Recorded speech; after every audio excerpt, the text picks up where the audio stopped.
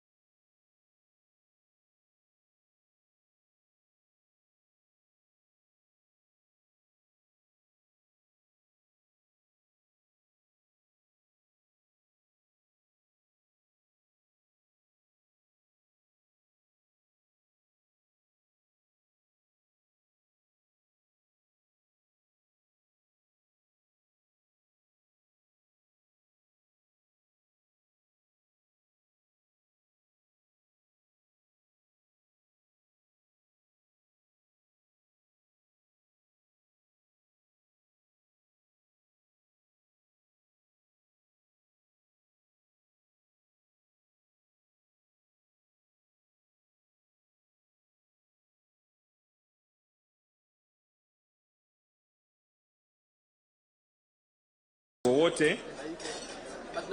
Nikizidi kuwakaribisha viongozi wetu wanapojiunga nasi, magavana wetu, mawaziri wetu, PSs wetu, maseneta wetu ambao wamefika, viongozi mbalimbali waliotunukiwa nyadhifa za uongozi, mabalozi na maafisa wakuu wa kidiplomasia, jinsi kwamba mko mahala panapostahili tunapojiandaa kumwambia Mungu asante. Bendi, tafadhali.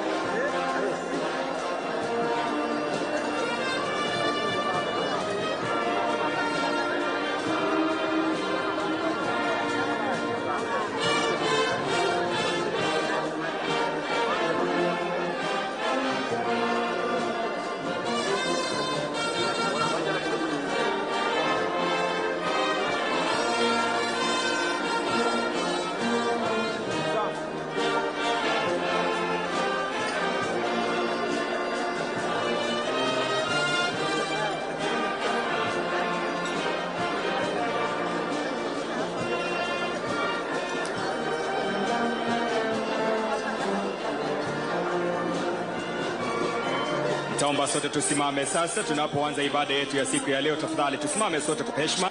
May we be upstanding.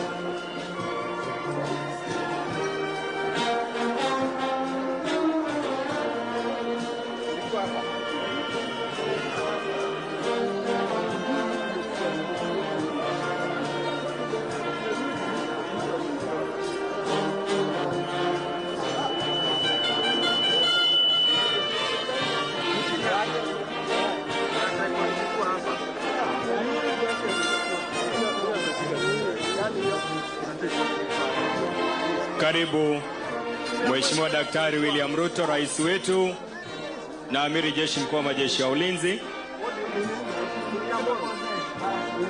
Karibu mama taifa.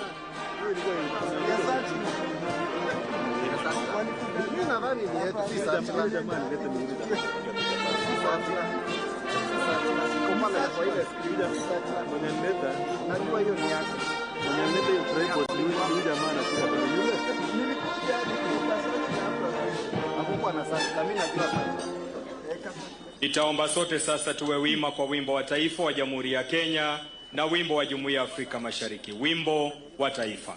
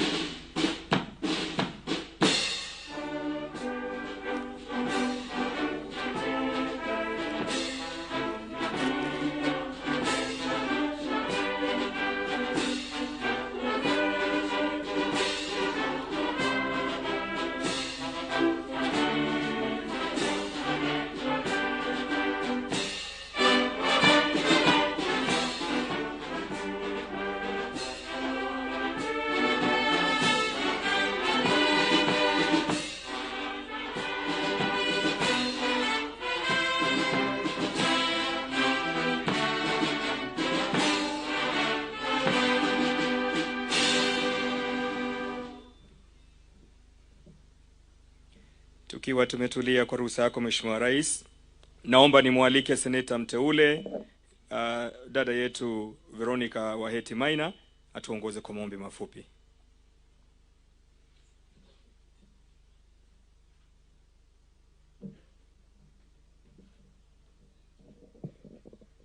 Your Excellency, the President of the Republic of Kenya, Dr. William Samoei Ruto, Your Excellency, Mrs. Rachel Ruto, Your Excellency, the Deputy President of the Republic of Kenya, together with your spouse, distinguished delegates, distinguished guests, welcome to this event.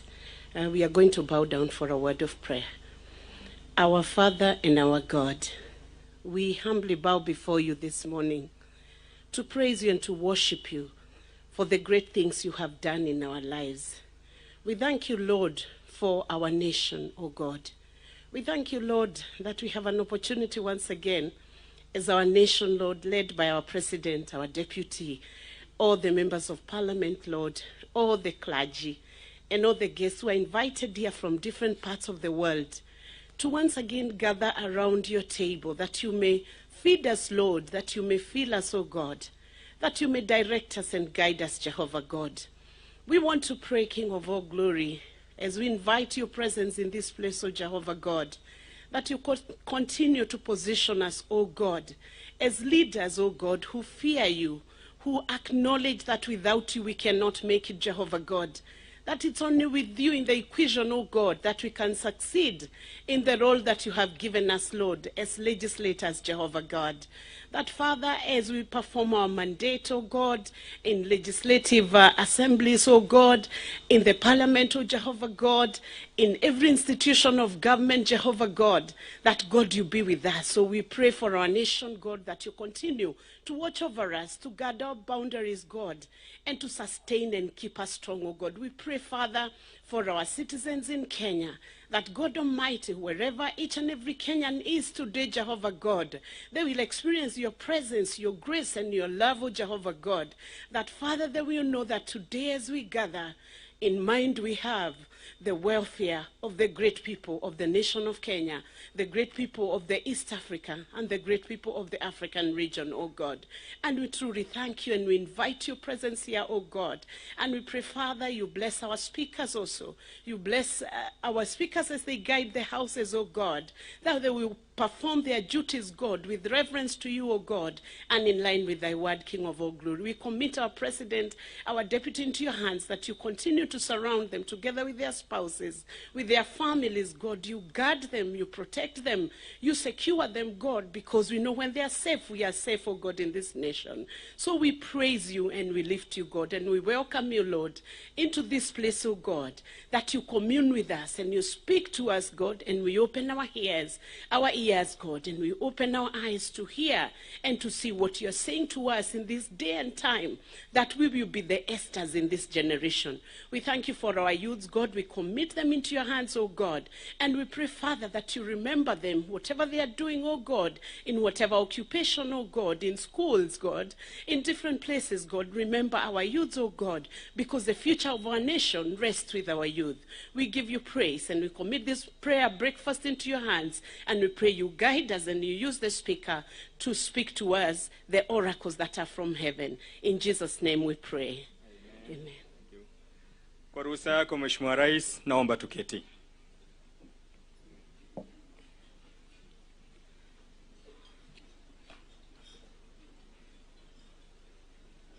Mheshimiwa Daktari William Ruto, Rais wa Jamhuri ya Kenya na Amiri Jeshi Mkuu wa Majeshi ya Ulinzi, Mheshimiwa Mama Taifa Mama Rachel Ruto, Naibu wa Rais Profesa Kithure Kindiki na Daktari Joyce Kithure, Spika wa Bunge la Kitaifa Mheshimiwa Moses Masika Wetangula, Spika wa Bunge la Seneti Mheshimiwa Jeffa Amason Kingi, Jaji Mkuu na Rais wa Mahakama ya Juu Mheshimiwa Martha Koome, magavana na maseneta wote waalikwa, mawaziri, makatibu, wajumbe na washikilishi wodi wote, mabalozi na maafisa wakuu wa kidiplomasia, viongozi wote waalikwa, mabibi na mabwana, Bwana asifiwe. Tuna kila sababu ya kumwambia Mwenyezi Mungu asante kwa kutujalia siku ya leo, ikiwa ni mwaka 2025, siku yetu ya maombi, kauli mbiu inuka ujenge upya. Nehemia 2:18, wito tunapewa tumaini na urejesho, na tunapewa motisha kuepuka vishawishi. Mheshimiwa Rais, kwa ruhusa yako, naomba sasa unikubalie nimwalike Mheshimiwa Samuel Chepkonga, Mheshimiwa mwakilishi eneo bunge la Inapkoi, ili aweze kutukaribisha. Tumkaribisha tafadhali mjumbe wetu.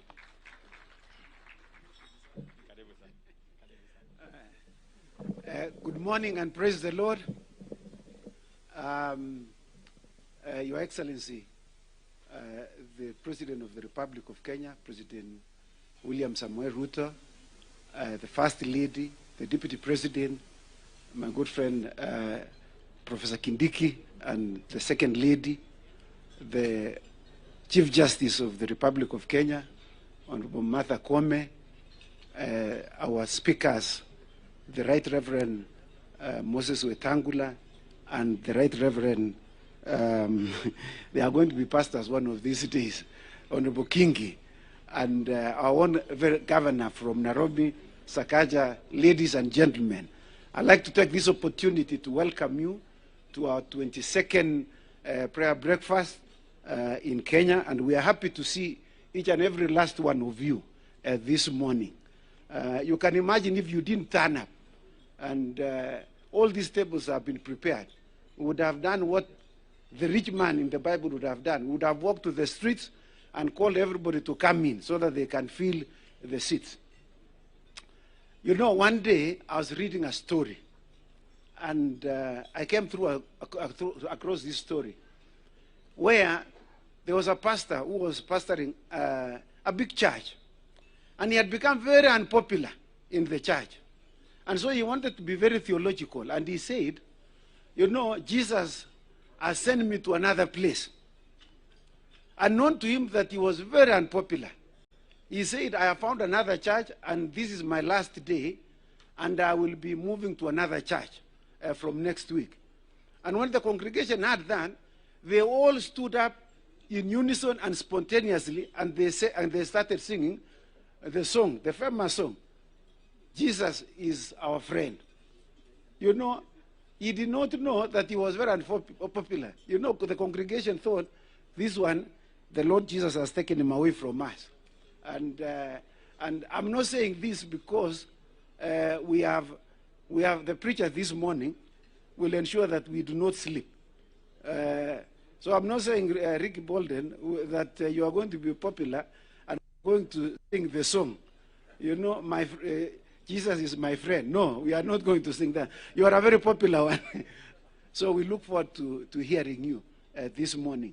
I'd like to invite my co-chair to also extend a warm welcome to visitors on behalf of the Senate. I am from the National Assembly myself.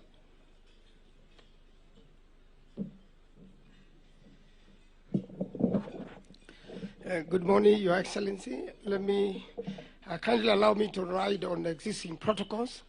Your Excellency, we welcome, on behalf of the Senate, on behalf of the organizing committee of the National Prayer Breakfast, everyone. And today, our chief guest is Jesus Christ.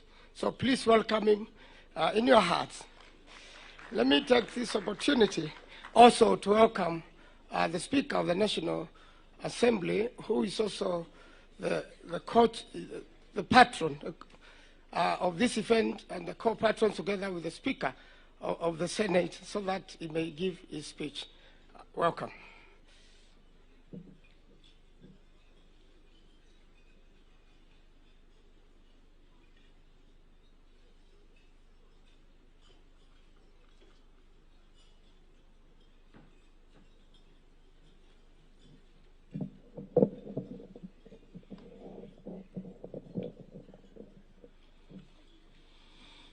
Thank you very much, Co-Chair Senator Manzo. Your Excellency, our President, Dr. William Samoei Ruto, Mama Rachel, the First Lady, our Deputy President, Professor Kindiki, and your spouse, Speaker of the Senate, Amason Jeva Kingi, Speaker of the East African Legislative Assembly, present here with us, Your Ladyship, the Chief Justice and President of the Supreme Court of Kenya, Martha Koome, Governor of Nairobi, Sakaja, the leadership of the two houses of Parliament, Honorable Ichungwa, Honorable Junet, Honorable Aaron Cheriot, and Honorable Matzayo, our whips. Our guest speaker, Rick Bolden, from the United States of America. Cabinet ministers present, PSS, invited guests, and our host congregation members of Parliament. We welcome you here today, and I hope those who will speak before me have established the protocols. In the interest of time, you'll just ride on that.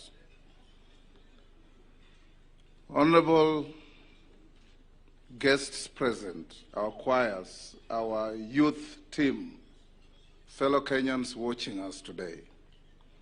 It's a great pleasure for me to stand before you today At this historic and important event of the 22nd National Prayer Breakfast, a fellowship occasion and tradition that not only strengthens our national unity, but also reaffirms our enduring conviction that the destiny of our beloved country is firmly anchored in God. To begin with, allow me to commend the Parliamentary Prayer Breakfast Organizing Committee for its exemplary leadership under the Honorable Samuel Chepkonga MP and Senator Daniel Maanzo MP, who co-chair the National Prayer Breakfast Committee, for their steadfast dedication in organizing this sacred gathering. I'm pleased to note that the National Prayer Breakfast has over the years evolved into more than just an annual tradition. It has become a spiritual pillar, a solemn moment when leaders from across the political, religious, and social spectrum gather to seek divine guidance, renew our sense of purpose, and recommit to the values that bind us together as a nation under God.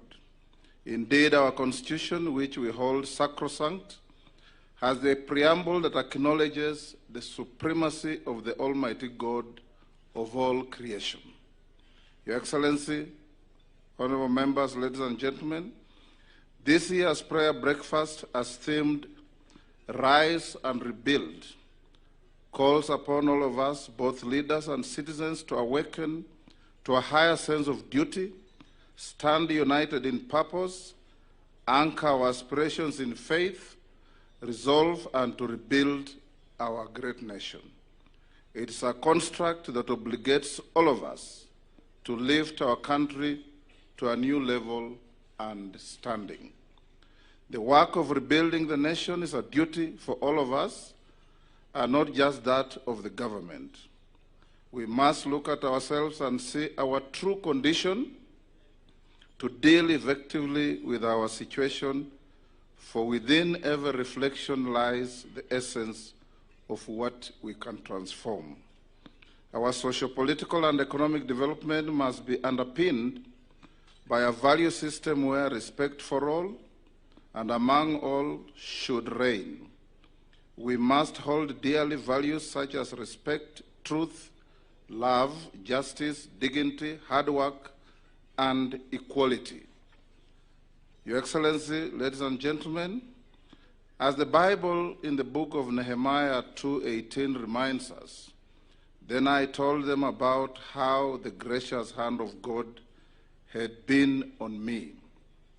They replied at once, yes, let's rise up and build. So they began this good work. Today the gracious hand of God is on us. Let us rise up and build our nation. Your Excellency, ladies and gentlemen, in the same vein, like the people of Jerusalem who rallied to rebuild their broken walls, we are also being called individually and collectively to rise and rebuild the spiritual, economic, moral, and political foundations of our republic. This rebuilding, however, is not solely the work of hands.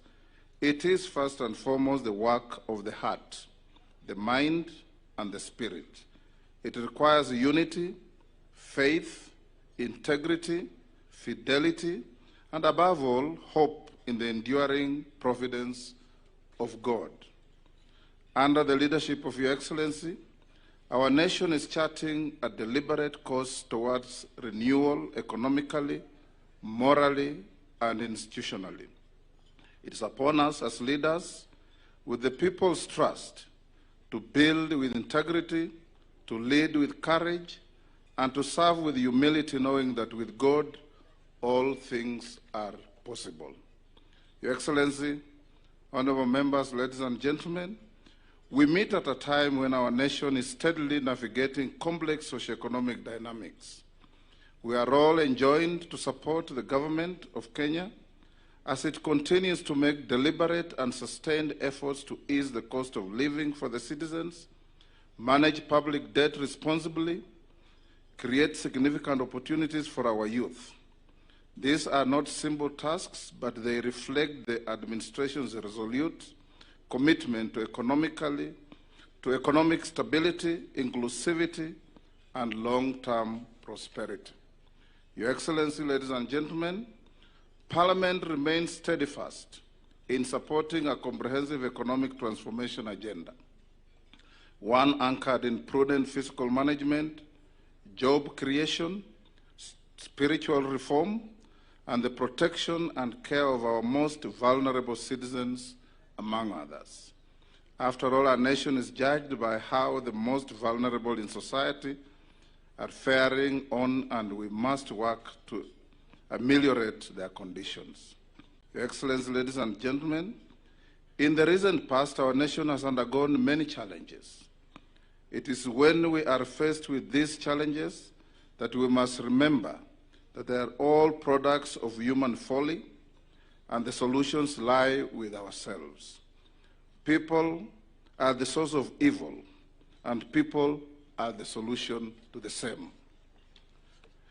Your Excellency, ladies and gentlemen, the book that I read many years back, The Gulag Archipelago, written in 1918 by Alexander Solzhenitsyn from Russia, he says, and I quote, "The line separating and dividing good and evil passes not through states, nor between classes, nor between political parties either, but right through every human heart. This line shifts. Inside us, it oscillates with years, and even within hearts overwhelmed by evil, one small bridgehead is always retained. And I pray that that small bridgehead retained be you and I, to rise and build our country. Let this prayer gathering be also a testimony that in the face of adversity, we choose to work together, not apart. We choose to leap into hope, not in despair. We choose to rise and not to sink, and not to retreat, but to move forward. May we, in our reflection, find unlimited source of inspiration, a fuel of faith and hope. Your Excellency, ladies and gentlemen, to the clergy and spiritual leaders across this country, I urge you to remain the beacons of peace and reconciliation. Preach forgiveness, promote unity, and proclaim hope for our country. The voice of the people is the voice of God and must always echo the following words of Jesus Christ. Blessed are the peacemakers, for they shall be called the children of God. In the same light, I'm reminded of the words of the late Pope Francis, where he gave an analogy for understanding how the church should approach its mission. He likened the church to a field hospital after battle, where the wounded and suffering come to for compassion and healing rather than legalism. Your Excellency, ladies and gentlemen, this prayer breakfast is not just an important gathering, it's a clarion call to rise above self-interest, to rebuild our nation with the stones of love and integrity, and to re-anchor our leadership in godly service. Let us live here not only with hopeful hearts, but also with determined minds and willing hands. To our President, you have been receiving unkind references from some of our compatriots. Take protection in the teaching of the Holy Book. In the book of Isaiah 54:17, and I quote, "No weapon formed against you will prosper." God never said that weapons would not be formed. Rather, he said that the weapons as formed will not prosper. They'll always be formed, they will not prosper. This book of Isaiah further teaches us that great leaders never lose sight of the big picture. We encourage you, Your Excellency, to remain such a great leader with a focus on the big picture for our country. Ladies and gentlemen, as I conclude, I would like to express my heartfelt appreciation once more to the organizers of this year's National Prayer Breakfast, for creating this sacred space for introspection and renewal. May this day stir in us a deeper commitment to serve our country with honor, wisdom, and with absolute reference to God. Let me acknowledge the presence of our clerks of the two houses, with whom we constantly work to make these things happen. As I conclude, I urge Kenyans, all of us here assembled, not to suffer from unhelpful amnesia. And I give you a small joke of a man who was unwell, walks to a doctor and tells the doctor, "Doctor, I have a very serious problem." The doctor asks him, "What is this problem?" He says, "Every time I think of something or do something, within a very short time, I can't remember it." The doctor asked him, "Exactly when did this problem start?" He said, "Which problem?" Thank you, and may God bless you.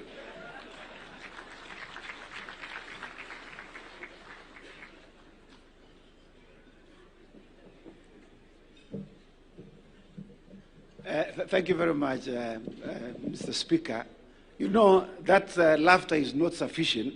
It did not amount to appreciating him. Please, could you kindly appreciate the Right Reverend Moses Wetankula?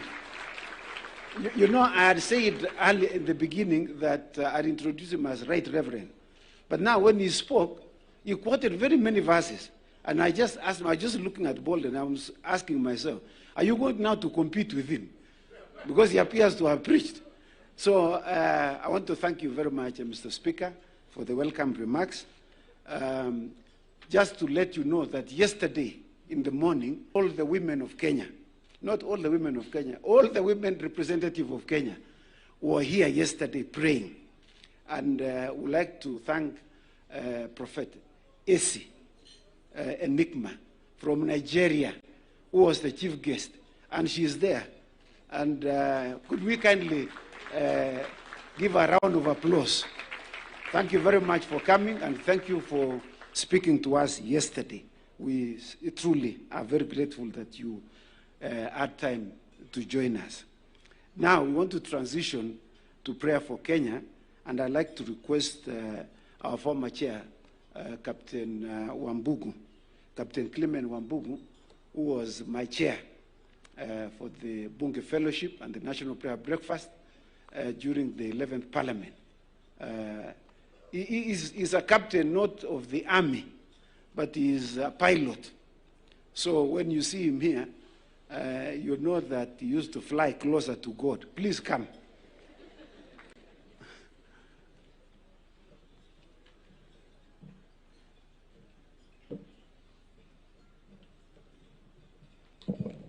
Good morning, Your Excellency, the President of the Republic of Kenya, First Lady, Deputy President, all invited guests.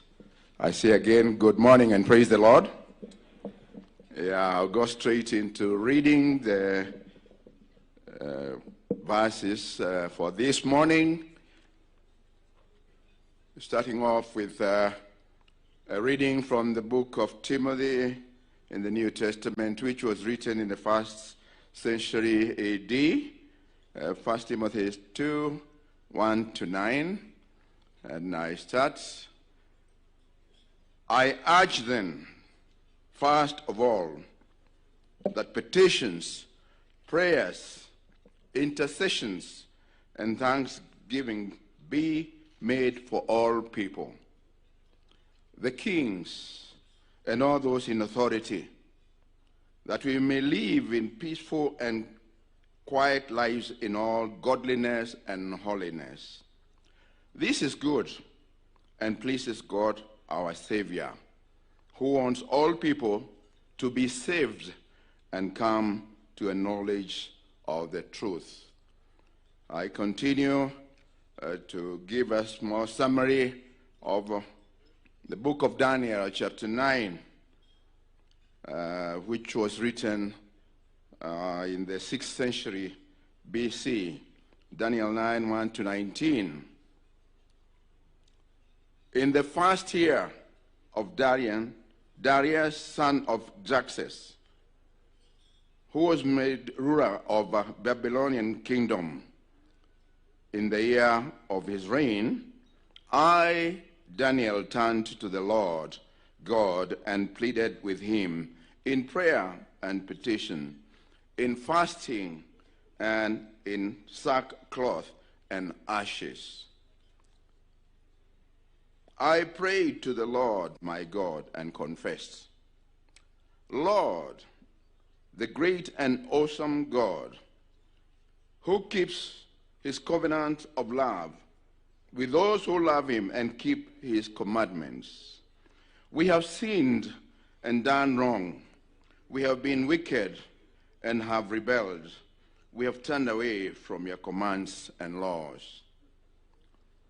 Lord, you are righteous, but this day we are covered with shame, both near and far, in all the countries where you have scattered us because of our unfaithfulness to you. We and our kings, our princes, and our ancestors are covered with shame, Lord, because we have sinned against you. The Lord our God is merciful and forgiving, even though we have rebelled against him. We have not obeyed the Lord our God or kept the laws he gave us.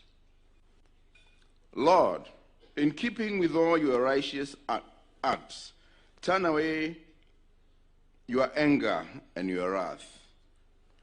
Hear our prayers and petitions. For your sake, Lord, look with favor on your desolate sanctuary. Give ear, our God, and hear. We do not make request of you because we are righteous, but because of your great mercy. Lord, listen. Lord, forgive. Lord, hear and act for your sake. My God, do not delay, because your city and your people bear your name. That comes to the end of our reading, and may God bless you.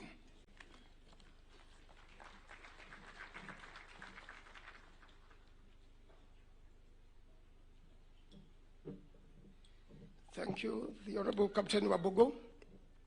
Let me take this opportunity to call Professor Oleronke. Every year, Your Excellencies, we mentor children from all counties through our speakers in the 47 counties of Kenya. They come here as a symbol of the future, and that they can also copy us and be role modeled to serve God, and in future to give the country of Kenya to the Lord in a day like this. Later on, these wonderful children will be prayed for by the Honorable Beatrice Chemgeno Kemei. Welcome.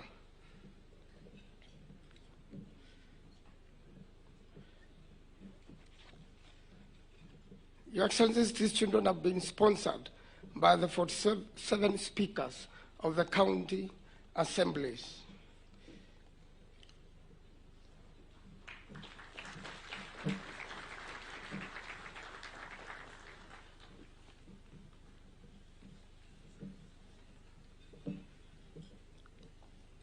Wonderful children of God. Jesus said, "Bring the children to me."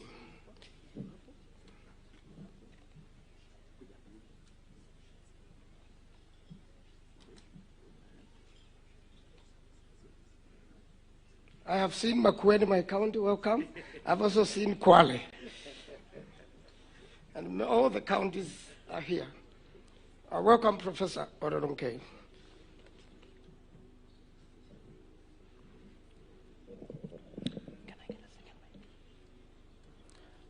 Your Excellency, in May 2017,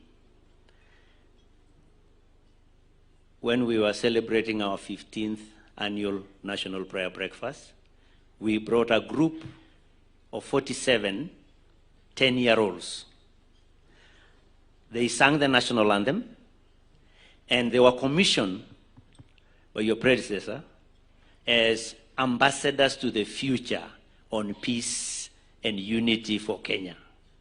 And the charge, Your Excellency, was very clear that they were to come back to this podium 50 years later, when they are all 60 years old, sing the national anthem and give a scorecard of how the country has done with regard to national unity. Today, Your Excellency, those 10-year-olds are now 18 years old.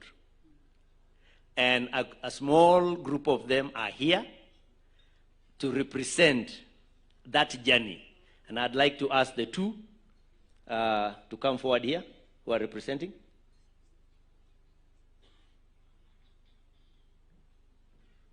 Just to say something briefly to us about this journey, that they are now young adults, and they would like just to say a word for us today as they turn 18.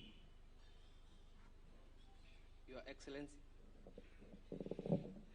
Excellency, the President of Kenya, the Deputy President, distinguished guests, all protocols observed, good morning.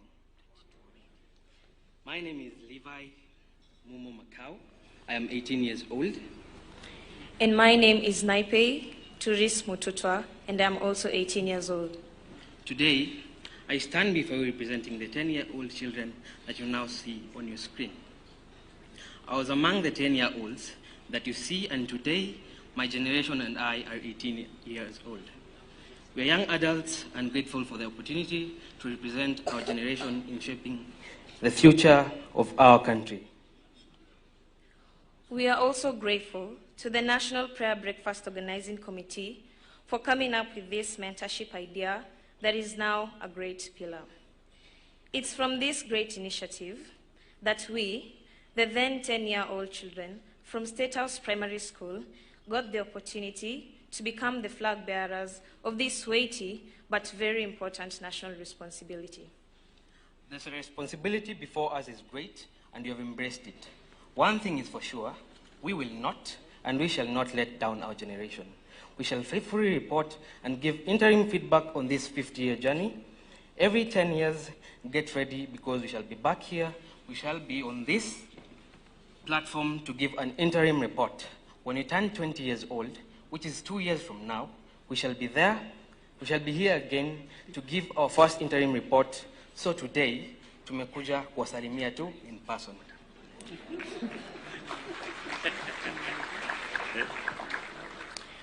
Because this is our future, we promise to give the country an honest interim feedback every 10 years on the status of peace and national unity.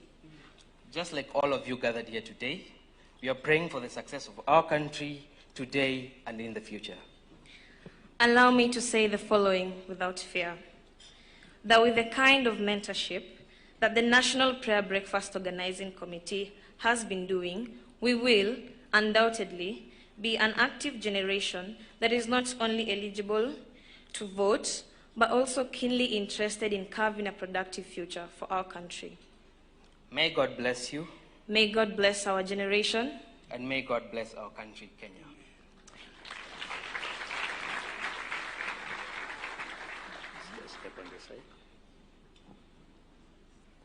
We will now get a short prayer from one of our current 10-year-olds.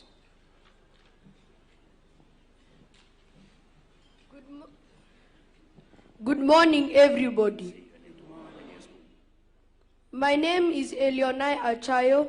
I am 10 years old, and I am the governor for grade 5 in Seatam Schools, Woodley.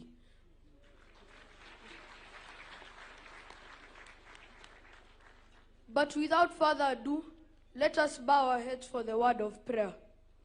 Dear Heavenly Father, we thank you for this blessed day. Father, I pray for the children of Kenya. May you help them to obey as Exodus says, honor your father and mother. Please, oh Lord, may you help them obey. Father, I pray for the parents that they may be wise enough to raise their children in the fear of the Lord. Father, I pray for the government, that they may passionately love our children, and that we may all be blessed in our country. In Jesus' name I pray, amen. Thank you.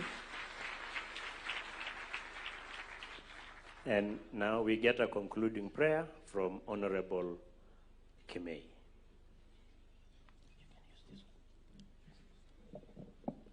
Okay, thank you very much, Your Excellency, the President of the Republic of Kenya, Dr. William Samoei Ruto, together with the First Lady, and Rachel Ruto, the Deputy President, together with your spouse and all the leaders present. I want us to thank God for our children and even for the 10 years and above. And Psalms 127, 3-5 says, "Behold, children are a heritage from the Lord, the fruit of the womb, a reward. Like arrows in the hand of a warrior, so are the children of one's youth. Happy is the man who has his quiver full of them. They shall not be ashamed, but shall speak with their enemies in the gate." Let's pray. Mighty and everlasting Father, the God of heaven and earth, in Jesus' name, we want to thank you in a very special way this morning for our children, Jehovah God. The children who are represented here, Jehovah God, representing the 11.617 King of Glory of the children of Kenya, which is 22.2%. Dear Lord, in the name of Jesus, the 47 counties are represented here. My Father, my Lord, boys and girls are represented here.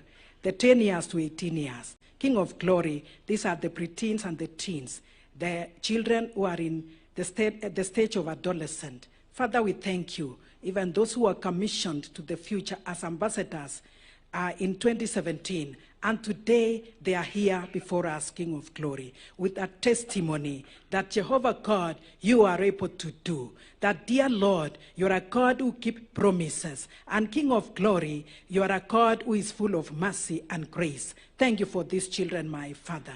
Thank you for this bracket, O God of glory. They are a blessing and a source of strength even to us in this country. King of glory, in the name of Jesus, we present them before you, Jehovah God, the children of this great country, Kenya. We pray, my Father, in the name of Jesus, that you will protect them from all evil, Jehovah God. That, King of glory, you will be their Lord and you will be their God. That they will reverence you in everything, my Jehovah. King of glory, this morning, we pray that they will face the future because of you, O God. We sing and say, because you live, we can face tomorrow. These children will face tomorrow, knowing that you are their Lord. Jehovah, King of glory, we pray that you provide for them. You are Jehovah Jireh, the Lord who provides.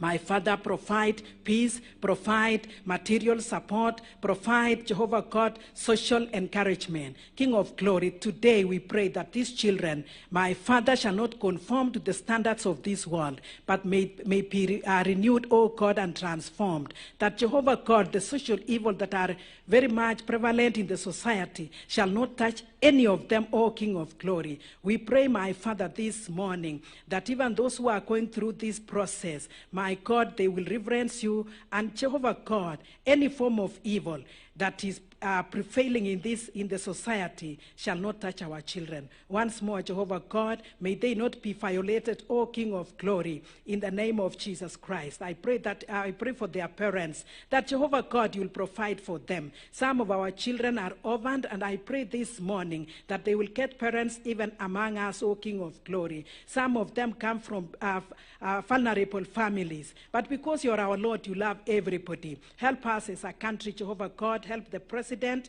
and his administration to be able to provide for them, oh God, through all the means, my Father. Jehovah God, may these children be used as your instruments of peace. They be used as instruments of love. May the fruit of the Holy Spirit live in them, Jehovah God. May they have peace, may they have joy, may they have kindness, may they have goodness, and may they have self-control, among other fruit of the Holy Spirit. Jehovah God, in the name of Jesus, may they also get destiny helpers, destiny shapers, O King of glory, that their future is assured, their future is renewed. Bless them and protect them as they go out and as they come in.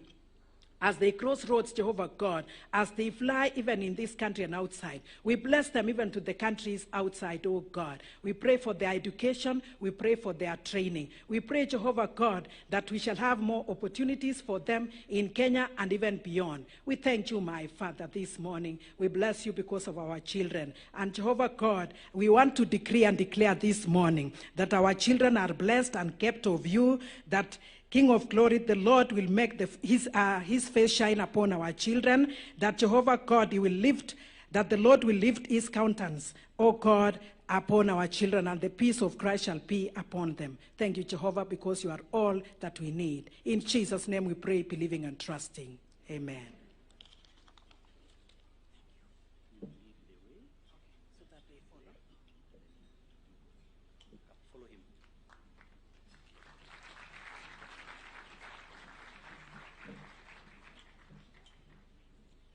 Thank you very much, Professor Loronge and Honorable Kemei. You know, in my times, whenever I am in my constituency, that is not a correct and sufficient round of applause.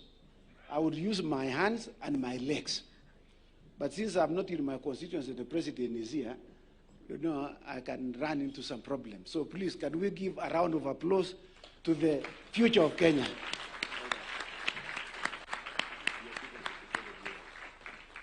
You know, as we see them, we can see that Kenya has hope, that we have hope. I'd like to transition from there to call upon our very own Honorable Joshua Mwalio. And in the interest of time, I'd like to request two other people to come on stage, the Honorable Beatrice Alaji and Mr. David Katende. Please kindly join me on stage. And I'm sure, Your Excellency, you must be wondering why you are not being served breakfast.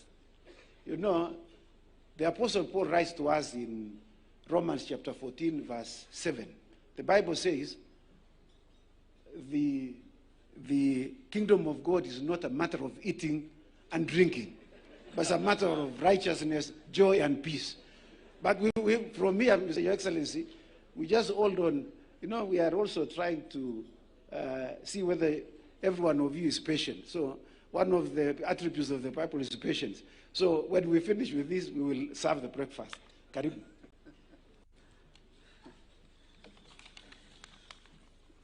Your Excellency, the President of this Republic and his Deputy, I'm privileged to read from the book of Philippians chapter 2 onwards about leadership. In your relationship with one another, have the same mindset as Christ Jesus, who being in very nature of God, did not consider equality with God something to be used to his own advantage. Rather, he made himself nothing by taking the very nature of a servant, being made in the human likeness, and being found in appearance as a man, he humbled himself by becoming obedient to death, even the death on the cross. Therefore, God exalted him to the highest place and gave him the name that is above every name, that at the name of Jesus every knee should bow in heaven and on earth and under the earth, and every tongue acknowledge that Jesus Christ is Lord, to the glory of God the Father.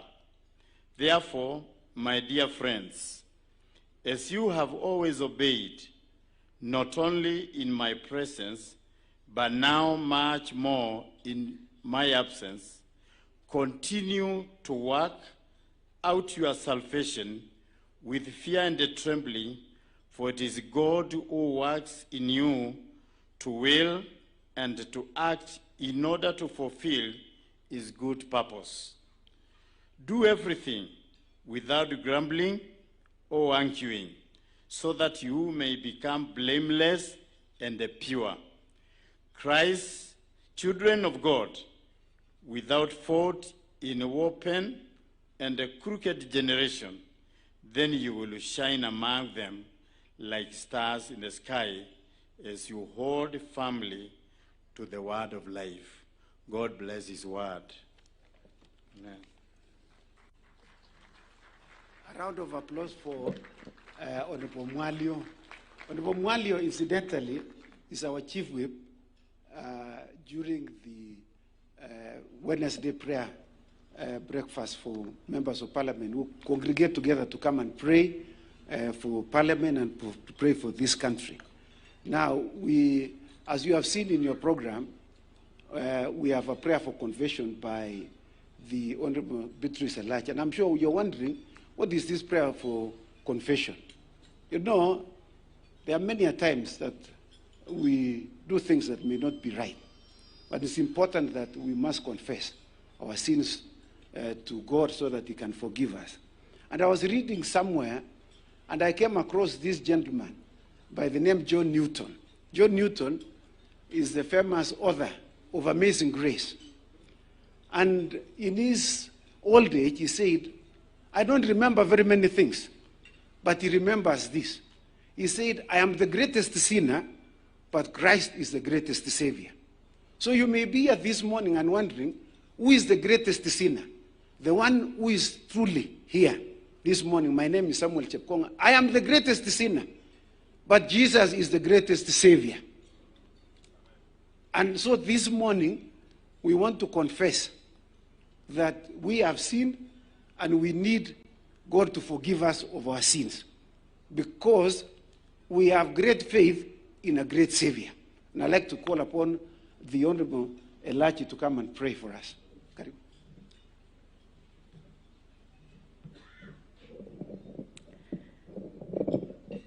Your Excellency, the President of the Republic of Kenya, Dr. William Samoei Ruto, the Deputy President, allow me to ride on all protocols and to pray to God in heaven to give me the grace as we pray. Our Father in heaven, we come to you this morning as leaders of this country, Father, that indeed we are short in your glory, Father. We have done what we have done in our country, Kenya. Father, that is not right. That you've given us 3 arms of government, Father, and for us in the legislative arm, you've given us the power, Father, to ensure we have good laws, laws that can guide this country, Father, laws that should bring transformation to our people, Father, laws that are supposed to give us order. But Lord, today we pray for forgiveness. We have compromised ourselves, Father. We've been enabled to stand with courage, Father. We have left our country, our young people, in helplessness, in gambling, in pornography. Father, and it is us to change the laws.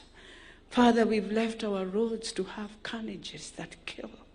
Father, we pray for forgiveness. Father, we have corrupted ourselves. We have become a lust of materialistic. We have forgotten you're the giver of all wealth in this world. And Father, we confess. We confess as leaders that you gave us a privilege and we took it as a right. We decided to rule without thinking you are a God in heaven. The people are your people, that indeed we shall serve them according to the will of God. We changed the laws. We compromised our gates, our airports, our waters, our boundaries. We have loved money beyond it, Father, that we can sail our nation at any given time. We became parents that were unable. We felt it was good for our children to be who they are. Today they have rebelled. We are now crying as parents, Father, forgive us. That indeed the Bible says, as parents, we shall have to discipline our children for them to have the glory of God, for them to have order to take over. Today, Father, we stand in the gap for our children, Father. We stand in the gap for our education, Father. We stand in the gap, Father, for our infrastructure in this country, that we have become a country of tenders, but we don't do the right thing, Father. That in every year we repeat maintenance, we misuse our own resources, and then we lament, Father, forgive us. That today we might change in every office. We are the bearers, Father, for those who implement in the executive, how we pray for them, Father, that they will stop sabotaging the president, that they will do what is rightful, Father, that you can do what is rightful by ensuring you are in an office, not just the seat, but yourself, not just that you have taken a leave so that that thing will not work because there's nothing in it for you. How we refuse that spirit of questioning what is in it for me to do for Kenya. Father, forgive us. And Father, we pray that this social media that has decided to run our country, Father, that spirit, my Father in heaven, we want to confess as the legislators that indeed we must sort out that sector. And Father, we shall have courage to stand and believe in what is good for the country, what is good for our generation, what is good for the future of Kenya. Father, forgive us. That the ethnicity in our country, that we look at things, we look at our politics in a manner of tribes. Father, forgive us. The blood guilt that we have carried because of politics, because of elections. Father, forgive us. And Father, we pray, and we know we are not worthy in your eyes, but we pray and we know that God, you're a God in heaven who forgives. You're a God in heaven who knew at this season, at this time, we shall serve Kenya. We bring the president unto you. We bring the teams that work under him unto you. We bring the county of Nairobi unto you. That it is the gateway that we see today. That it will flourish as the gateway of Kenya. That it will flourish as Jerusalem of Kenya. And therefore, we refuse the spirit of disorder. We pray that in orderly in heaven, in orderly in Kenya, in orderly in East Africa, and in orderly in Africa, that our resources will help our people, will remove our people from poverty, that we will stop the spirit of hunger, spirit of using our people because we want to have money from outside, external, that comes and destroys the country, that our resources, our revenue, our shilling will be a blessing, but not a curse on us, my Father. I bless you and I thank you. In Jesus' name I pray.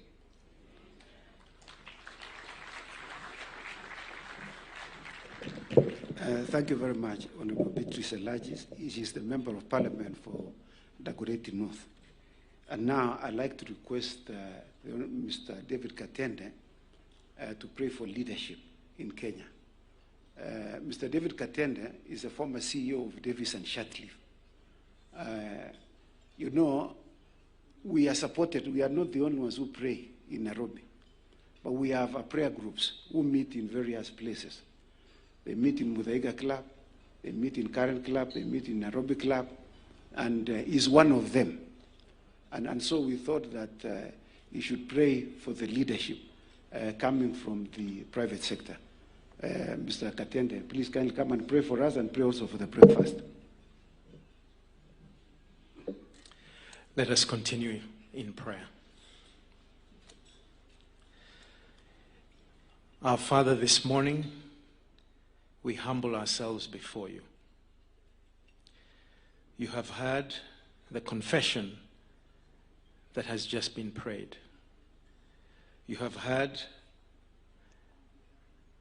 the sins that have been confessed. And we're reminded of your word that says, if my people who are called by my name will humble themselves and pray and seek my face and turn from their wicked ways, then I will hear from heaven and I will forgive their sin and heal their land. So this morning, Lord, as we come before you, in obedience to your word, we want to pray for our leaders. And we ask in humility that first of all, you would give each and every one of us who are present here and those who are following online, give us a right heart before you. Help us to see things as you do, to see our country Kenya as you do. Help us to have your perspective through all of time. Lord, to be honest, much as many of us or some of us would want to pray down fire and brimstone to be poured on our leaders, we recognize that they are human like the rest of us. We are reminded to never seek to avenge ourselves, but to leave room for the wrath of God. For it is written, vengeance is mine. I will repay, says the Lord. And we come before you and ask instead that you would be merciful to our leaders, that you would not treat them or us as our sins deserve. We know you to be holy and to be righteous, and that one day you will judge each of us according to how we have lived. Like all leaders since the beginning of time, we are here for a season. And then, like the rest of us, our leaders will die and face judgment before you. That is not only true for them, but for each and every one of us as human beings. Who of us can stand in your presence? Who of us can claim to be without sin? Who of us would be willing to cast the first stone? Yet, we know from your word that teachers and leaders will be judged more harshly because of the responsibility that leadership has and the impact and the influence that they have over our lives. We want to pray for our leaders now, that first of all you would give them wisdom, Solomonic wisdom. Empower them with wisdom to make sound decisions and to lead with discernment. We want to ask, Lord, that you would give them humility. Remind them where they came from, that they are first and foremost human beings, Kenyans, like the rest of us. And after their term of office, they will return to that same position. We ask, Lord, that you would help them, especially when it comes to the use of public resources, that they would be faithful, men and women of integrity. We pray for unity and for peace. We ask, Lord, that this country would be united, and that as our leaders meet together, even if they have opposing views, that they would be able to listen to one another and to acknowledge when the opposition speaks right and has a valid point, and that it would go both ways, that they would not just condemn everything said by the other side. We pray for their character, the character of our leaders. We ask you to expose any and all wrongdoing, that you would help our leaders to have a strong moral foundation, that they would have the conviction to do the right thing. We pray for their spiritual growth. Many of them claim to fear God and to be followers of Jesus. We pray that they would ask themselves, what would Jesus do? And that they would seek to do just that. We pray for their families. They have families. They have children, they have spouses, and they have challenges like all the rest of us do. And we ask that their families would support them, that you would give them unity in their families, that their families would be a source of strength and a support for them. We ask that you would protect them. Protect our leaders, Lord, from evil and those who would seek to harm them and to destroy them. We ask, Lord, that you would intervene. Each one of our leaders have situations which are difficult. They don't know how to use their time well or the resources you have given them, but give them the intervention that they need so they can make the right decision. As we conclude this part this morning, we want to place all of our leaders at your feet and ask that you help them to seek your will above their own desires, and that they would serve your people with humility and grace. Grant peace and unity in our country, and may your kingdom be established through their leadership. We pray all this in the name of our Lord Jesus Christ. Amen.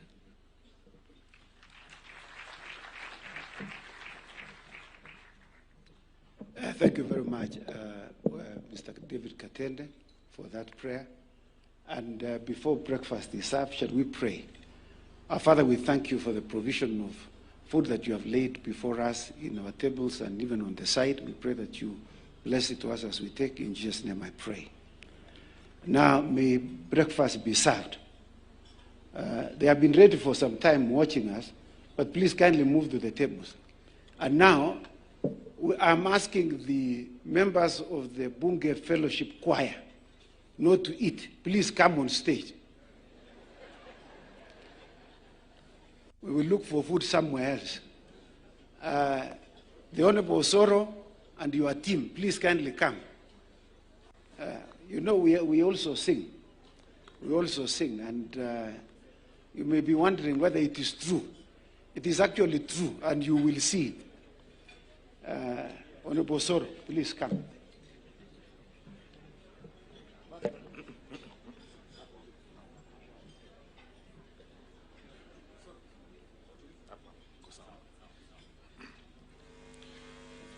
Your Excellency, those walking to the podium are members of the Bunge Fellowship who are committed every time. You can see they are donned in white shirt and red or maroon tie. The ladies in blue.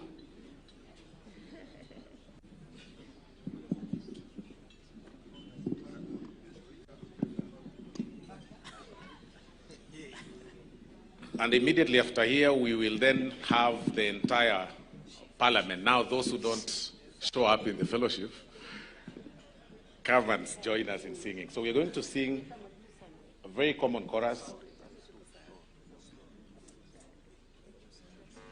And then at some point, we'll have to rise on our feet and worship God. You know, the Bible says that when we worship and praise God, His glory comes down. And that is why we are here today.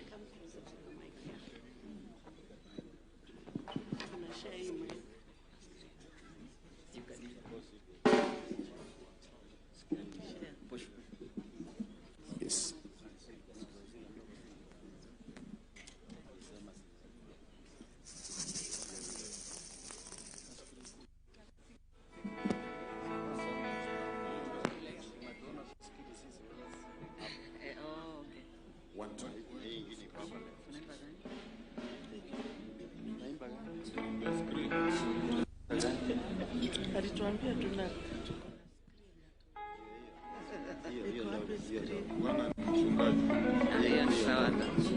Please sound to sound microphone actually.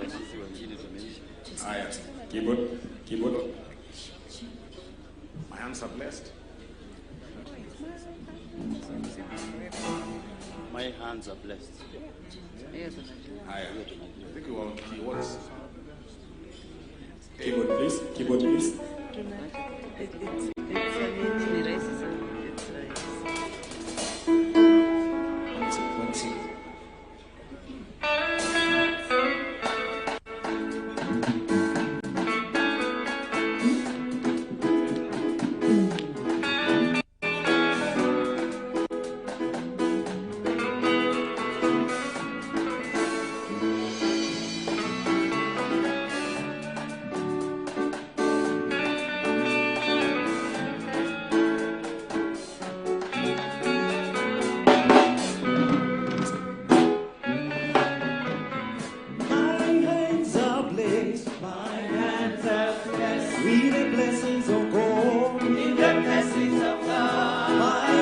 hands are blessed. My hands are blessed. With the blessings of God. With the blessings of God. Everyone I touch, surely must be blessed. Everyone I touch, surely must be blessed. My hands are filled with the blessings of God. My hands are blessed. My hands are blessed. With the blessings of God. With the blessings of God. My hands are blessed. My hands are blessed. With the blessings of God. With the blessings of God. Everyone I touch, surely must be blessed. Everyone I touch, surely must be blessed. My hands are blessed. With the blessings of God.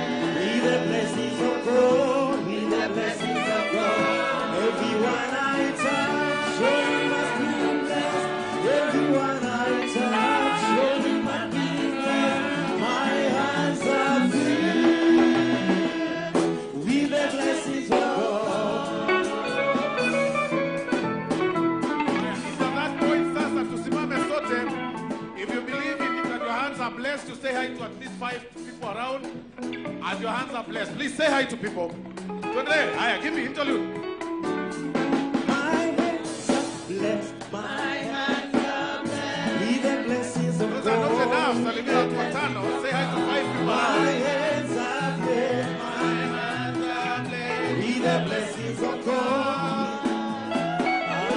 Everyone I touch, surely must be blessed. Everyone I touch, surely must be blessed. My hands are filled with the blessings of God.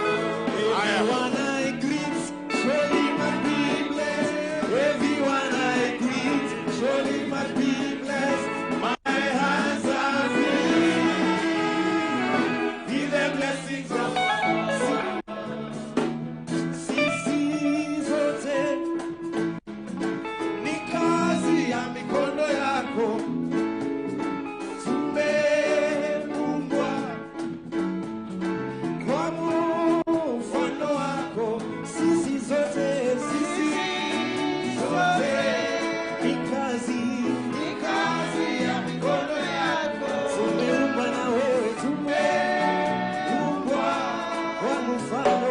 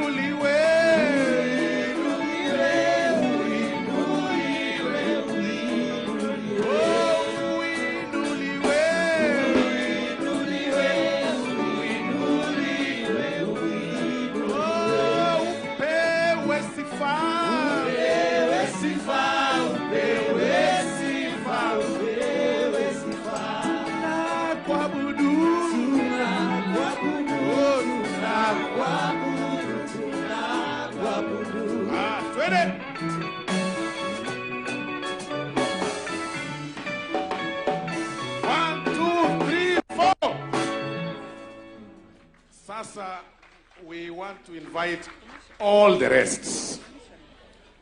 Wale ambao, all the members of parliament. Use this mic. I'm told, 1, 2. Oh, sorry. I think this one is louder. So all the other members of parliament can join us on stage. And Your Excellency, yesterday when we are having an international, the dinner for the international guests, we were privileged to be joined by the members of parliament and a delegation, a huge delegation from Tanzania and Uganda. But I'm very specific on Tanzania because when we walked out, Your Excellency, we did practice with them the song that we are going to sing in 2 lines around 10:30 p.m. yesterday. So allow me with tremendous respect to invite the Tanzanian delegation to join us on this stage, for this Swahili song that we are going to sing. No, don't mind, Uganda's time is coming. We are now inviting Tanzania so that ndio hao wanakuja wa Tanzania. Makofi kwao tafadhali, wanaendelea kukuja. I can see them coming. Please give them space to come in. They're all there coming, the Tanzania delegation. Yes, the honorable member is there. Mr. Isaac, because we are singing a very common song like we agreed yesterday.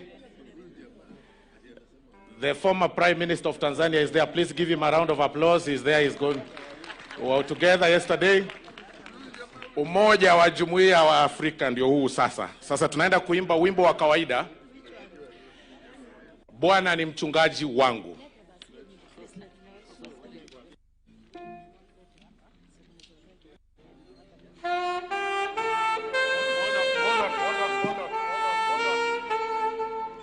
Subiri kidogo, naambiwa wanaendelea kuingia tukipeana hii interlude.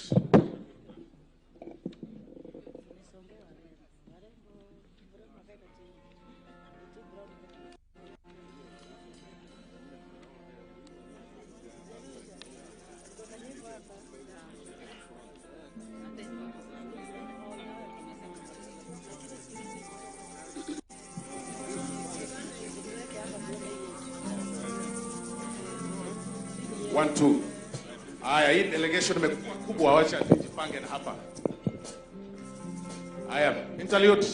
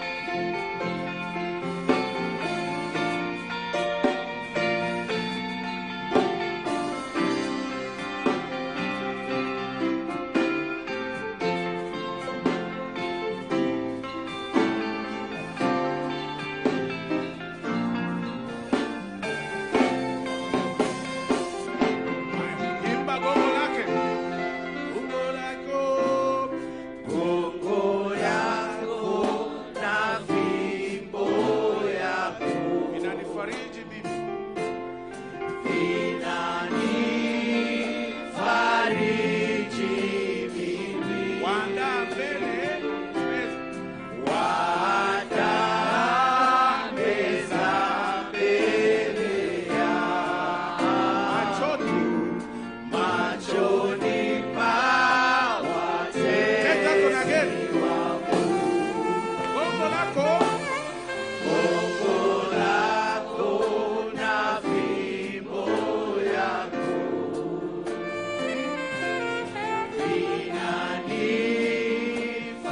vinanifariji mimi. Wanda meza mbele yangu machoni pa watesi wangu. Hakika wema nazo fadhili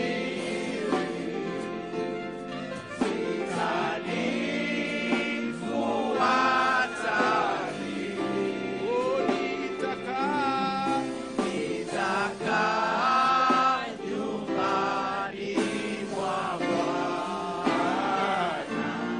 siku zote za maisha yangu. Nitakaa nyumbani mwa Bwana siku zote za maisha yangu. Nitakaa nyumbani mwa Bwana siku zote za maisha yangu.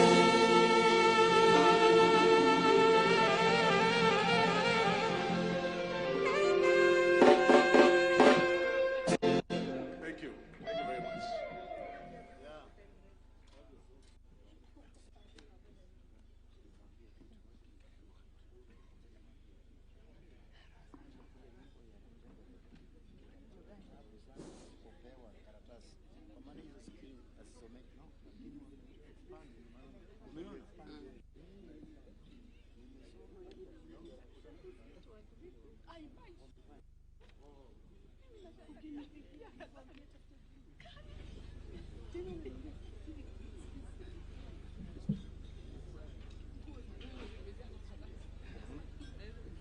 Niko nayo. Lakini niko nayo.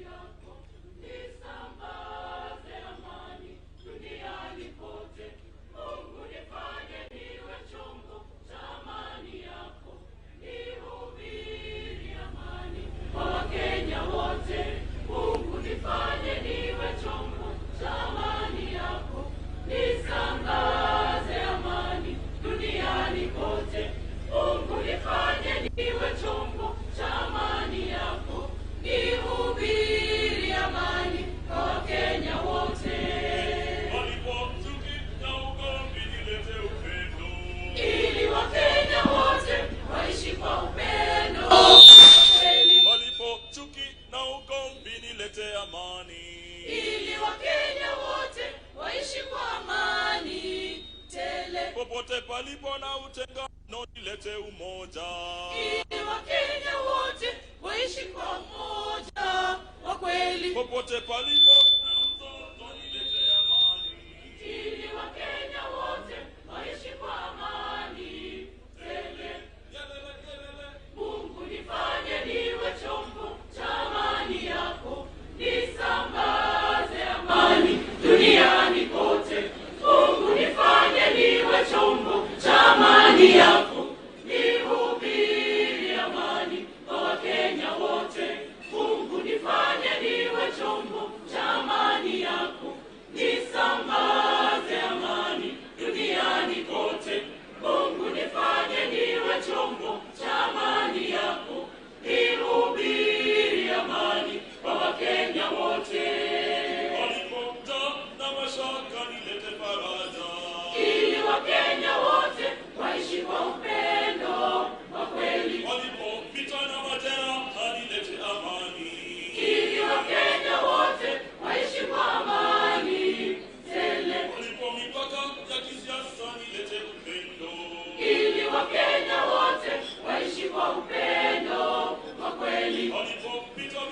ukabila lilete amani. Ili Wakenya wote waishi kwa amani tele. Baba, kweli mimi nimeshajitolea sehemu zote za Kenya kuhubiri amani kwa Wakenya wote. Amani na msamaha. Tukomeshe vitendo vya uharibifu. Madaraka yetu. Tujenge Kenya taifa letu. Baba, kweli mimi nimeshajitolea sehemu zote za Kenya kuhubiri amani kwa Wakenya wote. Tukomeshe vitendo vya ukabila. Tukomeshe vitendo vya uharibifu. Madaraka yetu. Tujenge Kenya taifa letu. Yelele yelele, Mungu nifanye niwe chombo cha amani yako, nisambaze amani duniani kote. Mungu nifanye niwe chombo cha amani yako, nihubiri amani kwa Wakenya wote. Mungu nifanye niwe chombo cha amani yako, nisambaze amani duniani kote. Mungu nifanye niwe chombo cha amani yako, nihubiri amani kwa Wakenya wote. Kwa Wakenya wote. ningependa amani isambae. Wakenya wote. Ningependa amani isambae. Wakenya wote. Ningependa upendo usambae. Wakenya wote. Ningependa upendo usambae. Wakenya wote. Ningependa umoja usambae. Wakenya wote. Ningependa umoja usambae. Wakenya wote. Ningependa amani isambae. Wakenya wote. Ningependa amani isambae. Wakenya wote. Thank you very much, Parliamentary Staff Choir. A clap for them. Now it is time to read the Quran in relation to the topic of rebuilding. And I want to call upon the Honorable Adam Haji Yusuf, the Member of Parliament for Mandela West. Please come and read and share the Holy Quran with us.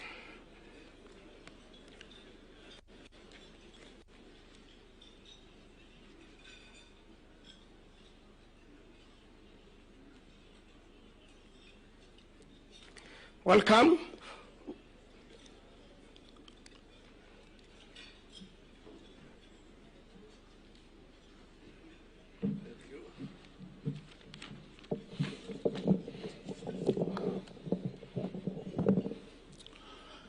His Excellency the President of the Republic of Kenya, His Excellency the Deputy and their spouses, all protocol observed. If you see the program, it is written Yusuf Hassan. This is Yusuf Adan Haji, Member of Parliament for Mandera West, for clarity. I'm here to read a verse of the Quran, two verses of the Quran and two hadiths. And let me start by saying, Assalamu alaikum wa rahmatullahi wa barakatuh. In the spirit of rebuilding our lives, communities, and institutions with unshakable faith and enduring grace, we draw strength and direction from the timeless word of the Quran and the noble saying of the Prophet Muhammad sallallahu alaihi wasallam. Below is the curated and ranked reflection on selected verses and hadith organized by their renouncers with our guiding themes. The first is a verse from Surah Al-Hashr, verse 29:18. It says, "O you who have believed, fear Allah. Let the soul look to what it has brought forth for tomorrow, and fear Allah. Indeed, Allah is acquainted with us what we do." Allah is the help of a servant as long as the servant is in the help of his brother and sister. Another verse from Surah Al-Baqarah, verse 261, it says, the example of those who spend their wealth in the way of Allah is like the seed of grain that sprouts 7 years, and in each ear is 100 grains. And Allah multiplies His rewards for whom He wills. And Allah is encompassing and all-knowing. The last hadith I'll recite today is on community responsibility. And it says, the believers in their mutual kindness, compassion, and sympathy are like one body. When one limb aches, the whole body reacts with sleeplessness and fear and fever. It is from Sahih al-Bukhari. Assalamu alaikum wa rahmatullahi wa barakatuh.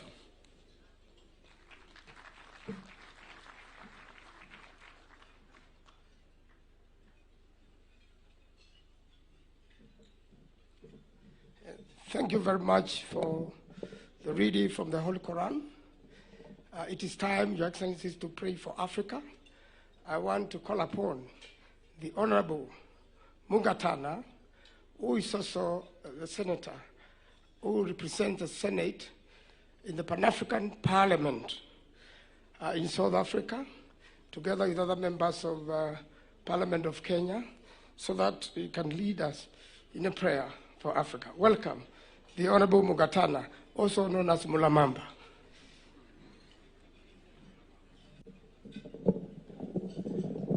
So let's pray for the continent of Africa.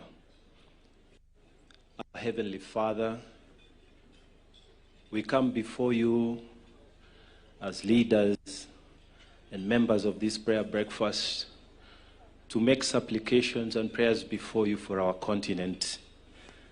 Lord, the 1.4 billion of us, stretching from South Africa all the way to Tunisia in the north, stretching from Senegal in the farthest country on the west, all the way to Somalia. Lord, we come to pray that you may help us rise and rebuild this continent, Lord. You know the kind of challenges that we are facing in this continent. Lord, starting from the north, you know our brothers and sisters, Algeria, Morocco, Libya, and the rest of the Maghreb region. Lord, you know the problems they are facing, the economy, the political issues that are there. Lord, we pray for them this morning that they will rise and rebuild, particularly for our nation, brother, Libya, which has gone through a lot. Father, we want to make a special prayer for them because of the situation in Gaza and the threat that there might be an influx of people to their region which would add to their problems. So, Lord, I pray today that there will be peace and stability in the side of Gaza and the entire Middle East area. Father, we want to thank you for the West African region of our dear continent. Lord, we remember Senegal, we remember Ghana, Nigeria, and the entire Western region. We come before you today to pray for them.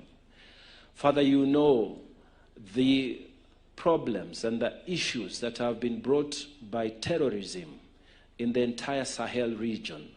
Father, you know the challenges of the new military regimes that have come up, which is against what we believe in the African Union.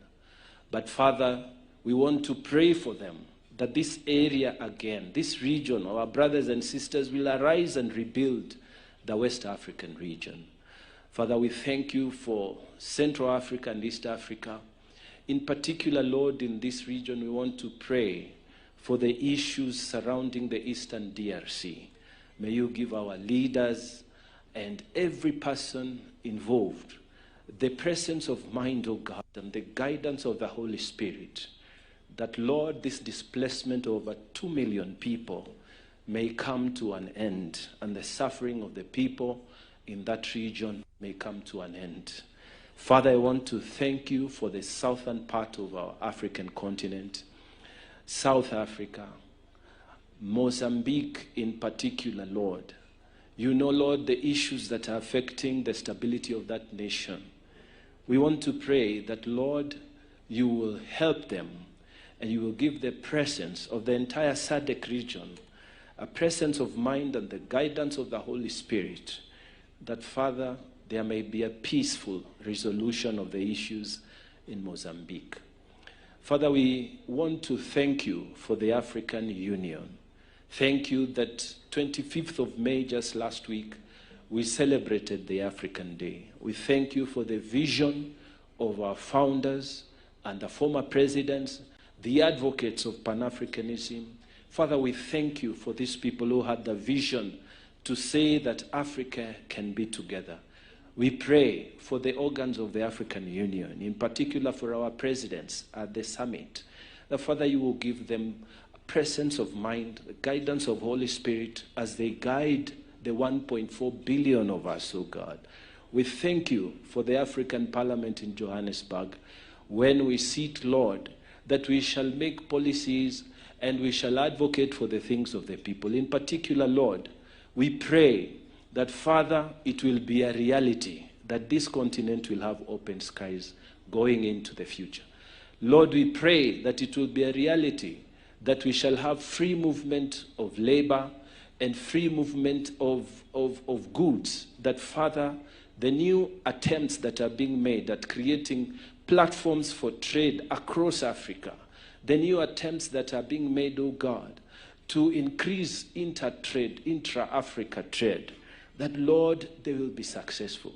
The new African Free Trade Area and the entire continent that has signed into it and this new protocol, Lord, that it may be a success. Father, that our people, we may be able to move from Kenya to go and live in South Africa. Zimbabweans may come to live freely in Kenya.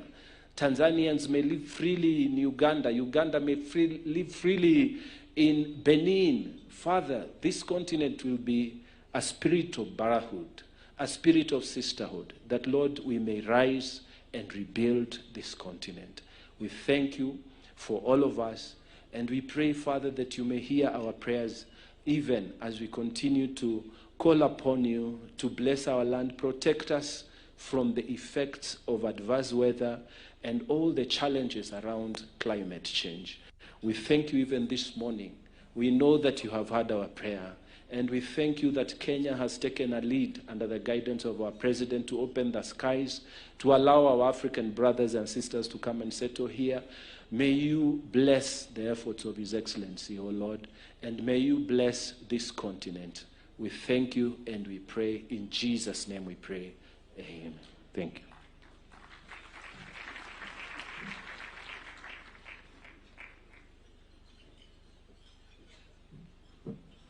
A round of applause again to Honorable Mugatana. Senator Mugatana is the senator for Tana River. I'd like to transition to the Hindu Council. I'd like to call upon the chairperson of the Hindu Council, Suchata Kotamraju. Please kindly make your way. And in the interest of time, I'd like to call upon the following people as she makes her way here. The Honorable Nabat Murioki to join me on stage, Andrew Muthe Kitau, and Honorable Kamene Kasimbi. Please come on stage so in the interest of time.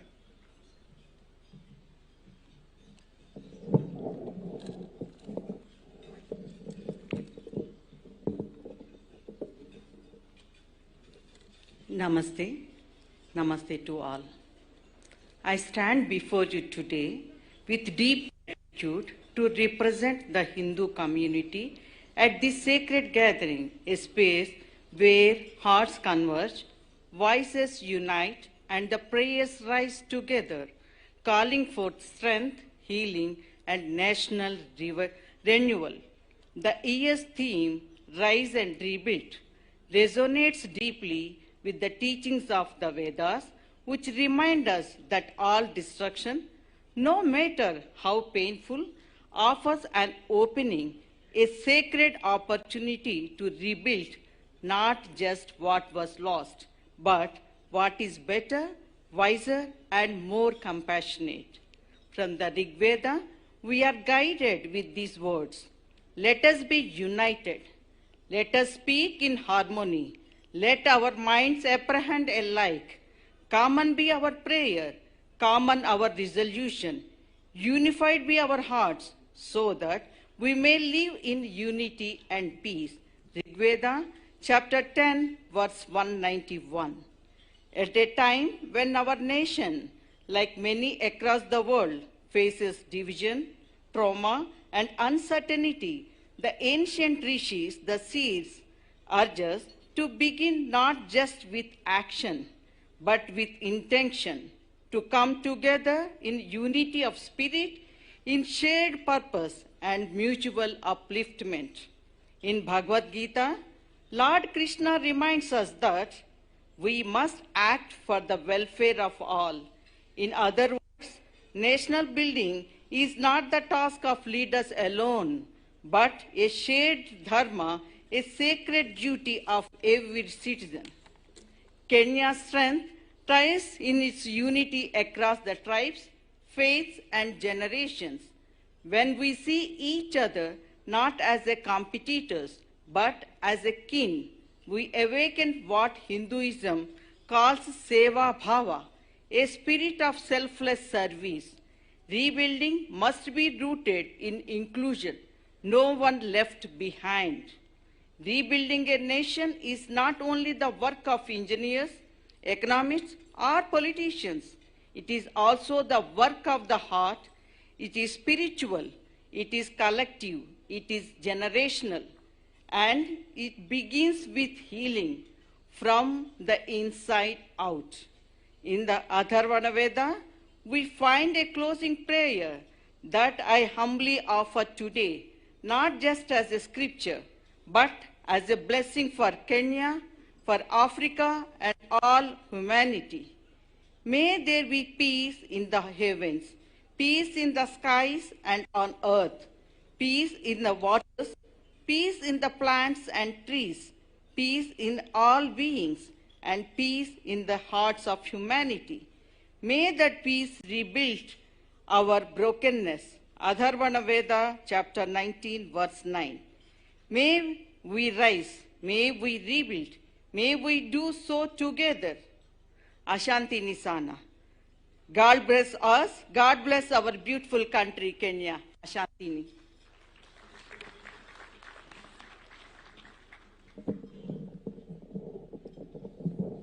I'm sure a number of you may not have heard a Hindu speaking, but you can now believe that we're in an inclusive country.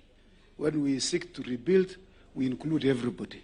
So I'd like to call now upon our own Mr. Engineer Muriuki to kindly come and pray for Africa. East Africa, sorry.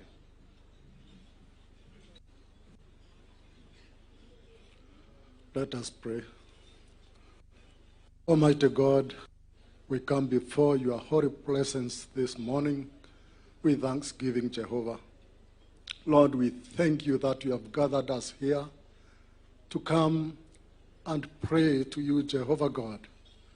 Father, we bring East Africa to your holy presence. Thanking you, Lord, for the nations of East Africa. Father, we want to thank you for the people of East Africa. We want to thank you, Lord, for the resources you have placed in the countries of East Africa, oh God. We want to thank you, Lord, for the wonderful climate, wide range of climate, oh Lord, which ranges, Lord, from the coasts to the high mountains, oh Father, of East Africa. We want to thank you, Lord, for the natural environment of East Africa. We thank you for the people, the various tribes, the various cultures, oh Lord, and even traditions of this, our community of East Africa. Father, they give us beauty and we want to thank you. Then give us attraction even to the rest of the world. We thank you, Father Mighty. God, we do acknowledge that we have challenges as a community of East Africa. We have diverse challenges, O Lord, in each nation. Father, there are challenges of war, conflict, and violence, O God.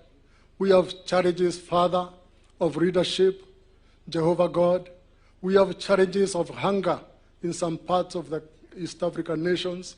Lord, we have challenges of floods when there are rains.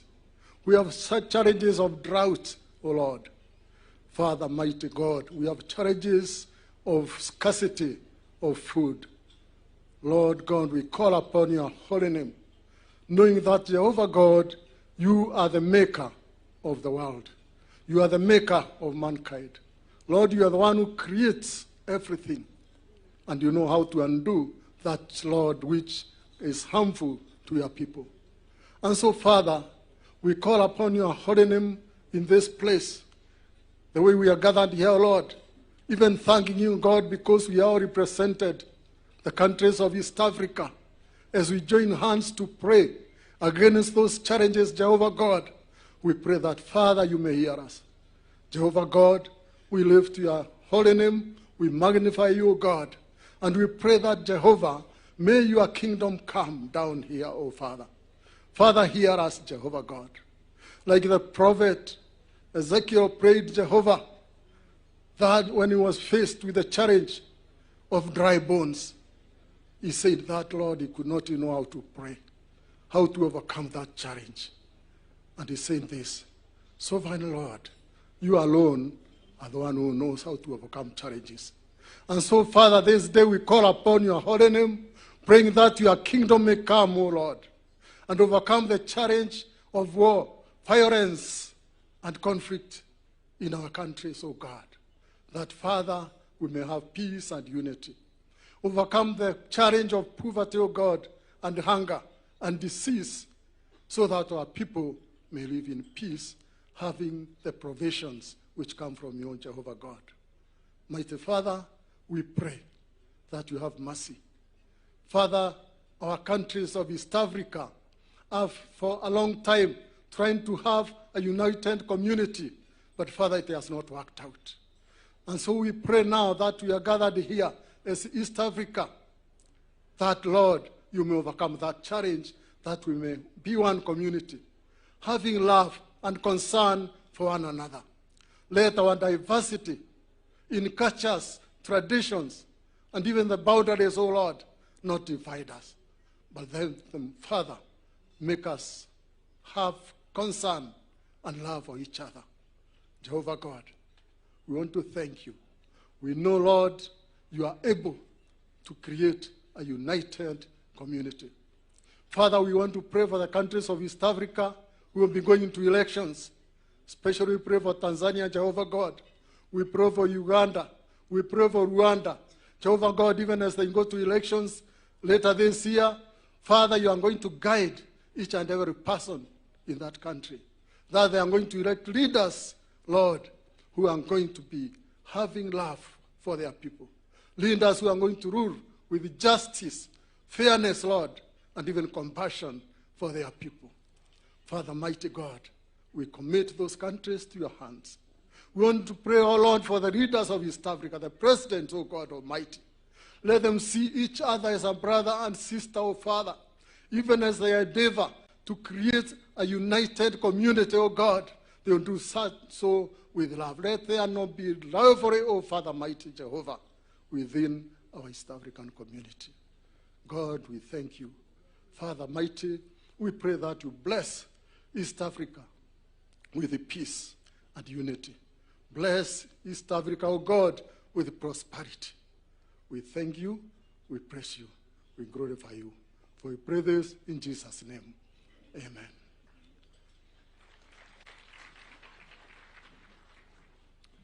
And now I'd like to ask the Honorable Joyce Kasimbi, the Member of Parliament for Machakos County. She is also the chairperson of the Catholics in Parliament. And the Catholics meet every Wednesday, also in the morning from 7 a.m. To 9. Honorable Joyce, come in.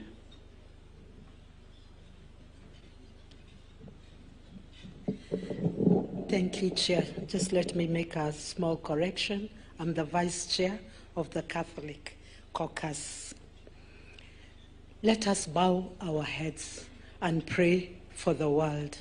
In the name of the Father, the Son, and the Holy Spirit. Amen. O merciful Father, Creator of the heavens and the earth, and all that is within, you who formed all nations from one origin, one humanity, we come before you today with reverence and gratitude. We praise you, Lord God, for the beauty and the dignity of whole human family, for the riches of our diversity, for the cultures, faiths, and resources.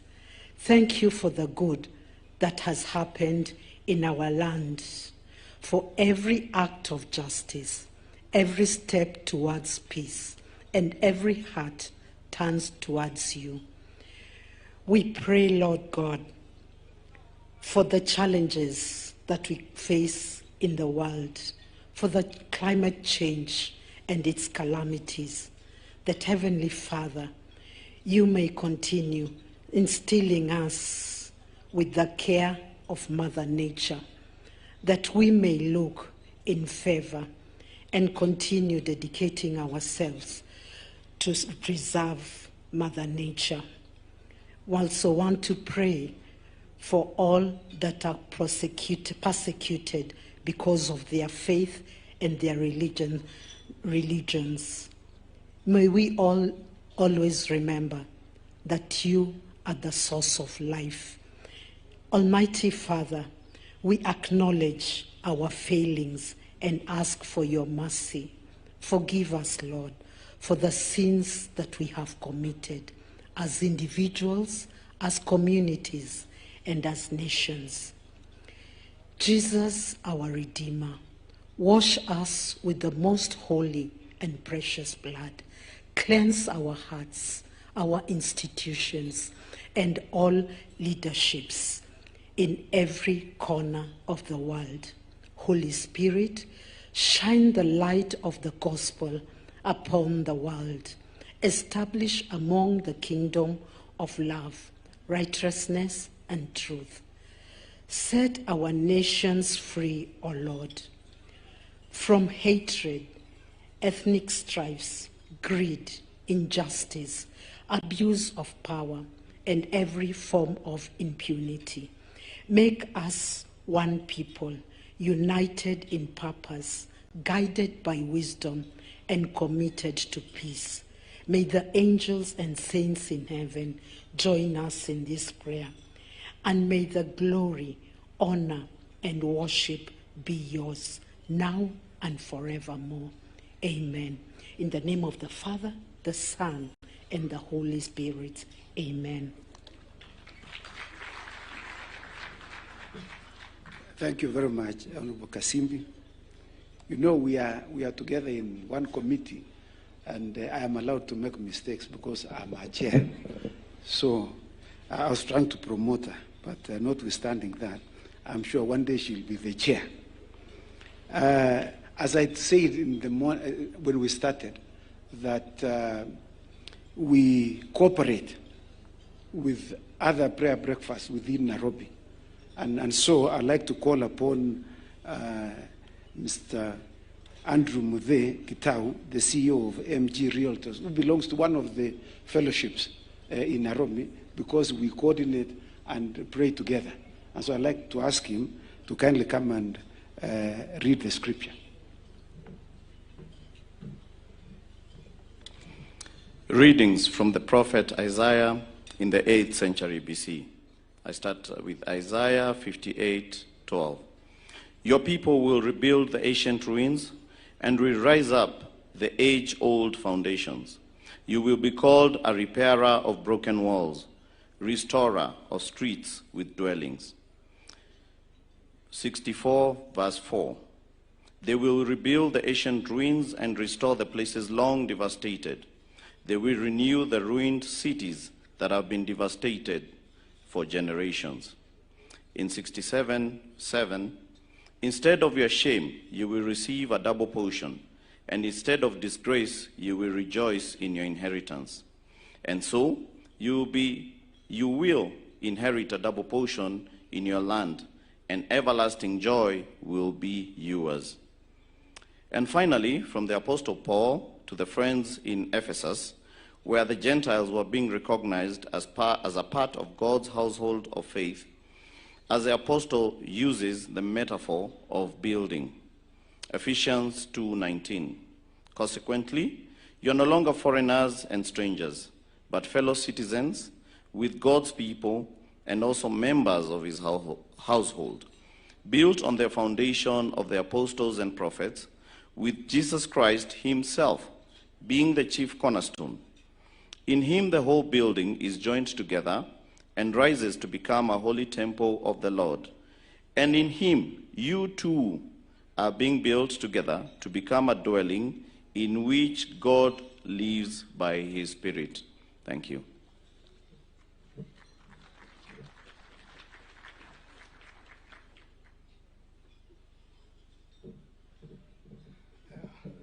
Thank you, Andrew Muthe, Your Excellency. Mr. Muthe, who is a real estate guru, was brought up together with me at Sarai Boys Center by the late Dr. Griffin. Your Excellency, this time, I would like to recognize very many visitors who we have gotten from many countries from all over the world. Your Excellency, I would like to recognize the United States of America. Please be upstanding for recognition. This is a country which has given us also the guest speaker today. Welcome. The United Kingdom. Please be upstanding, the United Kingdom. They have also come to fellowship with us. Your Excellency, the great lady from the United Kingdom is a medical doctor who is very passionate about helping children in the streets. The United Republic of Tanzania.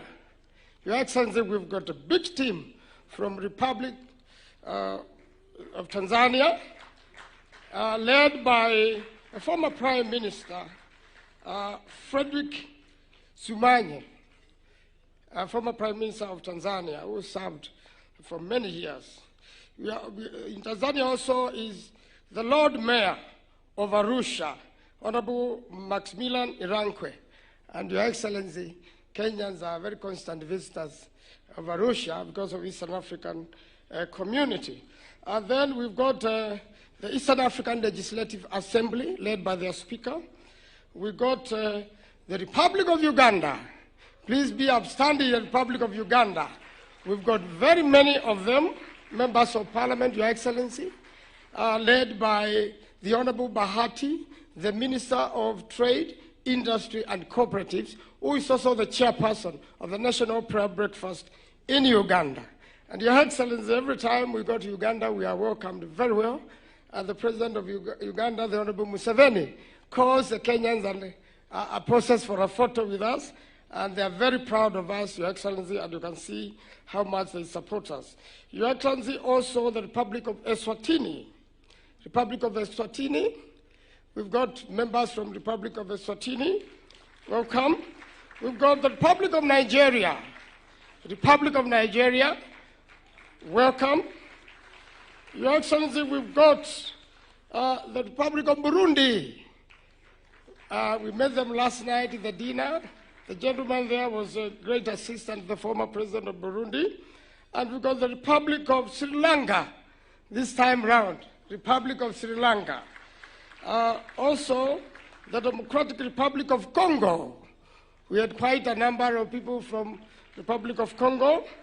The Republic of South Sudan, Your Excellency, are also here. The Republic of Angola are also with us. The Republic of Ethiopia, Your Excellency, and also the presence of His Excellency Tamrat, who was previously a guest speaker in this gathering, is here. We've got Also from West Africa, Republic of Cote d'Ivoire, a great team from Republic of Cote d'Ivoire, French-speaking. We got the Republic of Rwanda, also quite a huge team from Republic of Rwanda. And then, Your Excellency, all these countries give us young people called the AYLF, please. All these are university students, Your Excellency, university student leaders from all these countries we've had. And we are usually assisted by Mr. Tom Kruter, who also works with Professor Oren and Sam Owen to mentor these young people. And Your Excellency, to give a good example of student leaders who have mentored is Honorable John Kagusha, who you have seen here, formerly Speaker of Nyeri and now Member of Parliament from Quranic, and also the Deputy Governor of Kajiado, Mr. Mushisho. They were also one-time student leaders.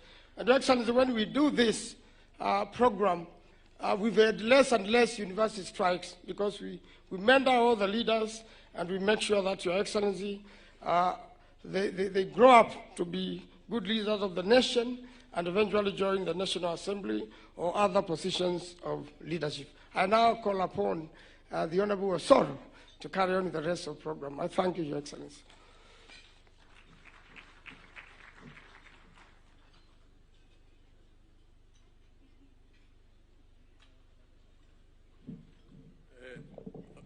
Senator and Chair, Honorable Manzo, I have no program to carry on. I only have a song to sing.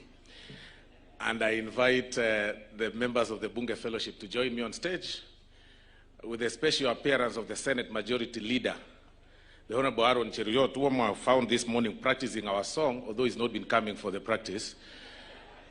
I liked his vocals and told him to join us on stage on this particular song. Exactly. It's a hymn song, and we all know it.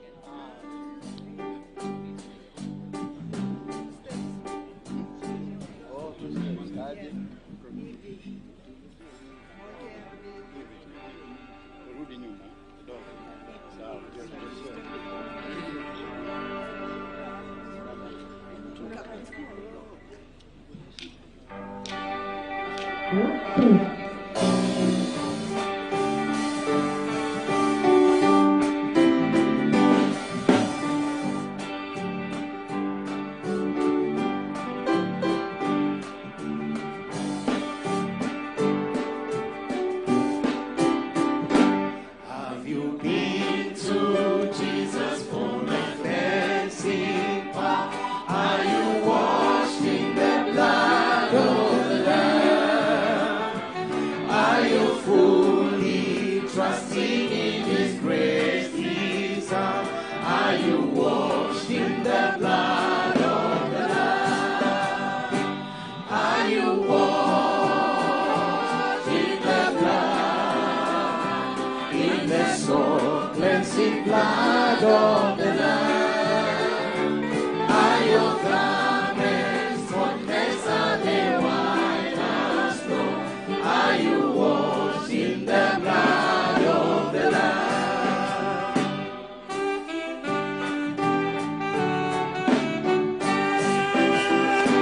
Are you walking daily by the Savior's side? Are you washed in the blood of the Lamb? Do you rest each moment in the crucified? Are you washed in the blood of the Lamb? Are you washed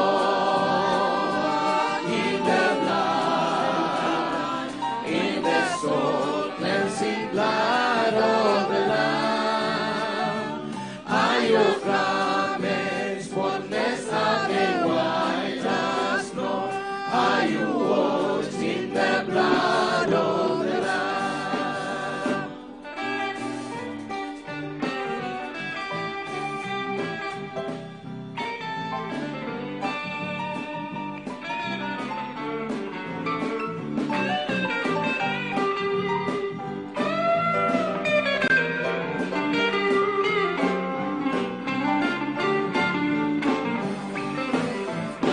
When the bridegroom cometh, will your robes be white? Are you washed in the blood of the Lamb? Will your soul be ready for his presence bright? Are you washed in the blood of the Lamb? Are you washed in the blood, in the soul cleansing blood of the Lamb? Are your garments spotless? Are they white as snow? Are you washed in the blood of the Lamb?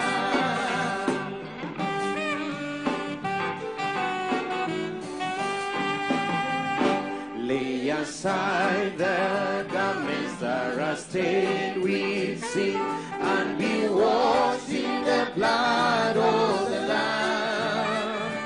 There's a fountain flowing for the soul unclean. Oh, be washed in the blood of the Lamb. Are you washed in the blood, in the soul cleansing blood of the Lamb? Are your garments spotless? Are they white as snow? Are you washed in the blood of the Lamb?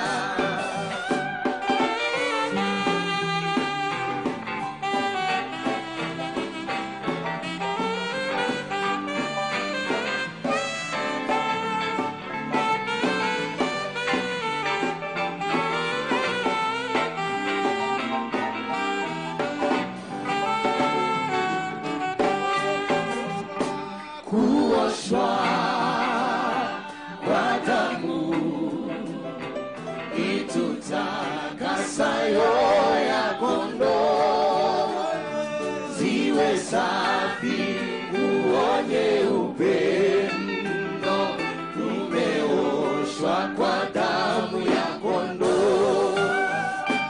Kuoshwa kwa damu itutakasayo ya kondoo, ziwe safi nguo nyeupe mno, tumeoshwa kwa damu ya kondoo. Kuoshwa kwa damu itutakasayo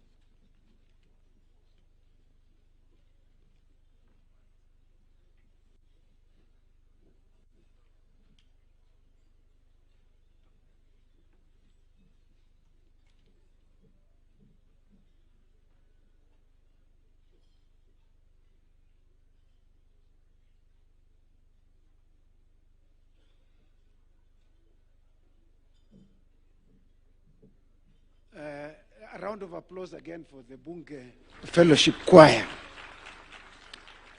You know, the Honorable Osoro is a very interesting man. If he told you his story where he has come from, you will be very surprised. You'll be very surprised. And he's the chief whip of the National Assembly. You know, when we meet every Friday, we do not preach to one another. We share our testimonies of what God has done for you in your life. And we call him Pastor sometimes, Pastor Osoro, because if he tells you his testimony, if you are not born again, you'll get born again. Why? Because he was picked from the streets of Machakos bus stage when he had lost both of his parents. And he was adopted by some parents in Kabete. And that's how he grew up. And he has an interesting story. So when you see him singing here, he's actually praising the Lord from where he has been brought from. In fact, I was telling people yesterday that this Honorable Osoro has been brought from grass to grace. So when you see him, you can see the grace of God in our good friend, Mr. Osoro. And so I'd like to call upon the governor for Kirinyaga, my good friend, the Honorable Anne Waiguru, to come on stage, to come and read one of the scriptures this morning.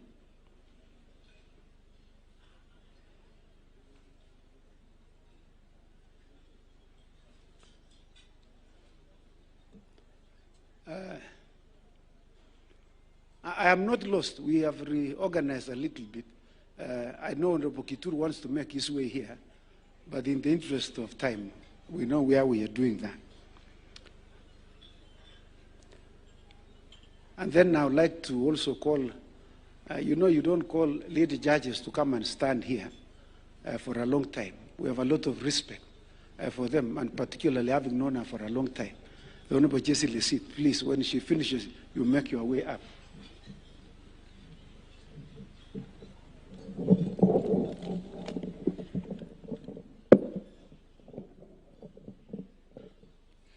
Your Excellency, the President of the Republic of Kenya, William Samoei Ruto, Your Excellency, the First Lady, Rachel Ruto, Your Excellency, the Deputy President, Kithure Kindiki, and Your Excellency, spouse of the Deputy President, Dr. Joyce, all protocols observed. This is a reading from the Old Testament, from Nehemiah chapter 2, the governor of Judah, written in the 5th century BC. In the month of Nisan, in the 20th year of King Artaxerxes, when wine was brought for him, I took the wine and gave it to the king. I had not been sad in his presence before. So the king asked me, "Why does your face look so sad? And when you're not ill? This can be nothing but sadness of the heart." I was very much afraid, but I said to the king, "May the king live forever. Why should my face not look sad when the city where my ancestors are buried lies in ruins and its gates have been destroyed by fire?" The king said to me, "What is it you want?" Then I prayed to God of heaven, and I answered the king, "If it pleases the king, and if your servant has found favor in his sight, let him send me to the city in Judah where my ancestors are buried, so that I can rebuild it." Then the king, with the queen sitting beside him, asked me, "How long will your journey take, and when will you get back?" It pleased the king to send me, so I set a time. In due course, I went to Jerusalem, and after staying there 3 days, I set out during the night with a few others. I had not told anyone what my God had put in my heart to do for Jerusalem. There were no mounts with me except the one I was riding on. By night, I went out through the valley gate towards the Jackal Well and the Dung Gate, examining the walls of Jerusalem, which had been broken down, and its gates, which had been destroyed by fire. Then I moved on towards the Fountain Gate and the King's Pool, and finally, I went up the valley by night, examining the wall. I then turned back and re-entered through the valley gate. The officials did not know where I had gone or what I was doing, because as yet I had said nothing to the Jews or to the priests or nobles or officials or any others who would be doing the work. Then I said to them, "You see the trouble we are in. Jerusalem lies in ruins, and its gates have been burnt with fire. Come, let us rebuild the wall of Jerusalem, and we will no longer be in disgrace." I also told them about the gracious hand of my God on me and what the king had said to me. They replied, "Let us start rebuilding." So they began this good work. That is the word of the Lord.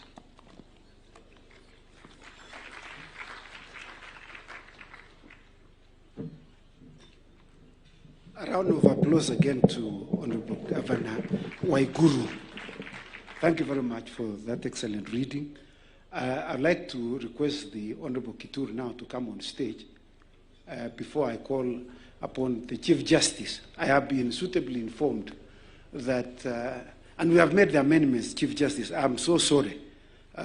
You know, I am a lawyer, and you know that we work under you. You know, so I'm very sorry that when the Chief is there, Justice Lesit is not supposed to speak. So we are so ordered. Your Excellency, the President of the Republic of Kenya, the First Lady, Your Excellency, the Deputy President, and your spouse, allow me as well to ride on the already established protocols and say good morning. Bwana Yesu asifiwe. My name is Bernard Kittur, the Member of Parliament representing the great people of Nandi Hills. I have been tasked to present the report on the 2025 National Conversation, with the theme being Rise and Rebuild. Traditionally, the day preceding the National Prayer Breakfast, the Parliament of Kenya hosts the National Conversation. This is a gathering of leaders from all sectors of society to have a roundtable conversation on the theme of the year. For 2025, the theme is Rise and Rebuild. In line with the theme, the participants deliberated on the country's progress, identified what needs reconstruction, the challenges faced, and the special focus on the perspectives of Gen Zs. During the conversation, the Gen Z took time to address the question of whether there is a disconnect between them and the national leadership. According to Gen Z, the disconnect arises from cultural and value-based differences. Exposed to global cultures and real-time information, Gen Z often challenges traditional norms, which can be seen as disrespect by older leaders.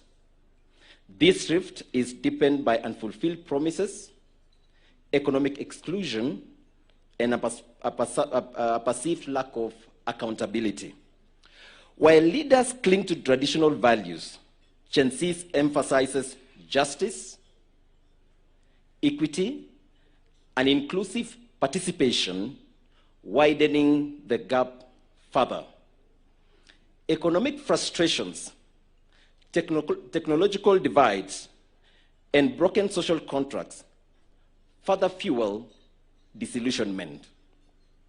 Additionally, peer-driven narratives that emphasize negativity contribute to growing pessimism among the youth.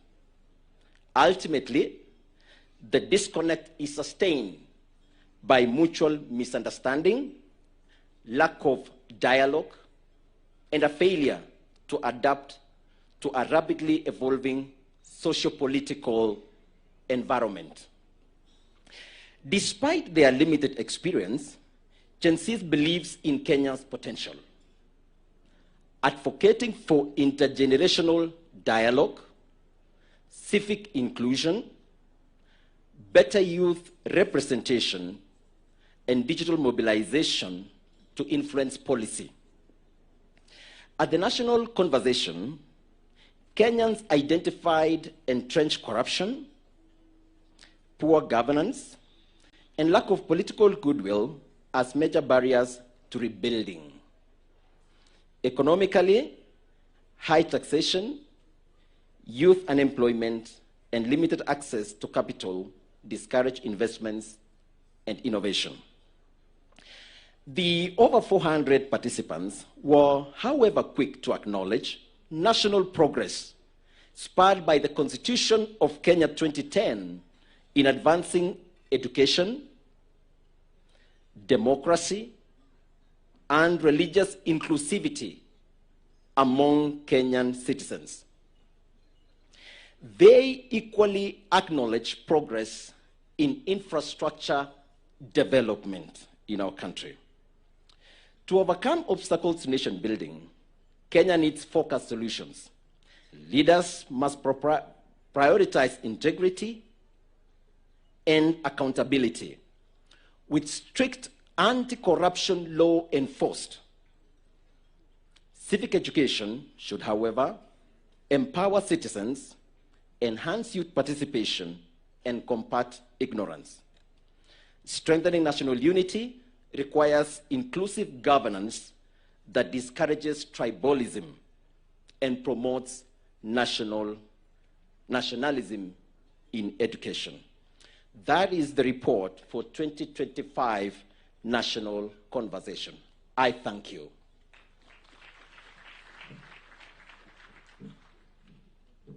A round of applause to Honorable Kitur, the Member of Parliament for Nandi Hills. Just a small correction, lest you think that the only Gen Zs, these were the young people of this country met yesterday during the national conversation. So these are the young people, not the Gen Zs alone. It has become a catchy word, but they're the young people. And now I'd like to take this single opportunity to invite the Honorable Chief Justice, the President of the Supreme Court, Honorable Martha Koome, to come and lead us in prayers. Karibu.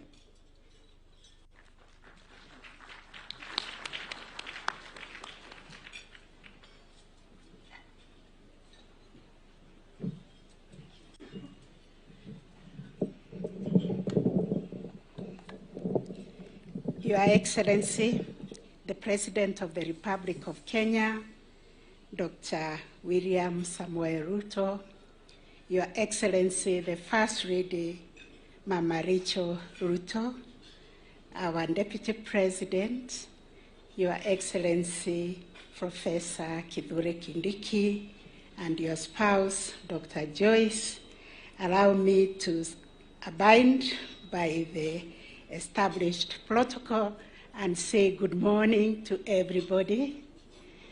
Praise be to God. Let us pray. Sovereign and holy God, we gather before you this morning with humble hearts, acknowledging you as the architect and sustainer of our nation, and indeed all nations. On this sacred occasion, Lord, as leaders drawn from every arm of government, diverse walks of faith, community, and identity across this beloved land, we lift our hearts and souls to you, Lord, as we reflect on the theme, Rise and Rebuild, we are reminded of Nehemiah's courage, vision, and unshakable faith as he ran the rebuilding of Jerusalem. We pray that you grant us the same spirit to rebuild ourselves, to rebuild our families, and to rebuild our communities, to rebuild our nation. A spirit that seeks not personal glory, but the restoration of our people and the healing of our nation.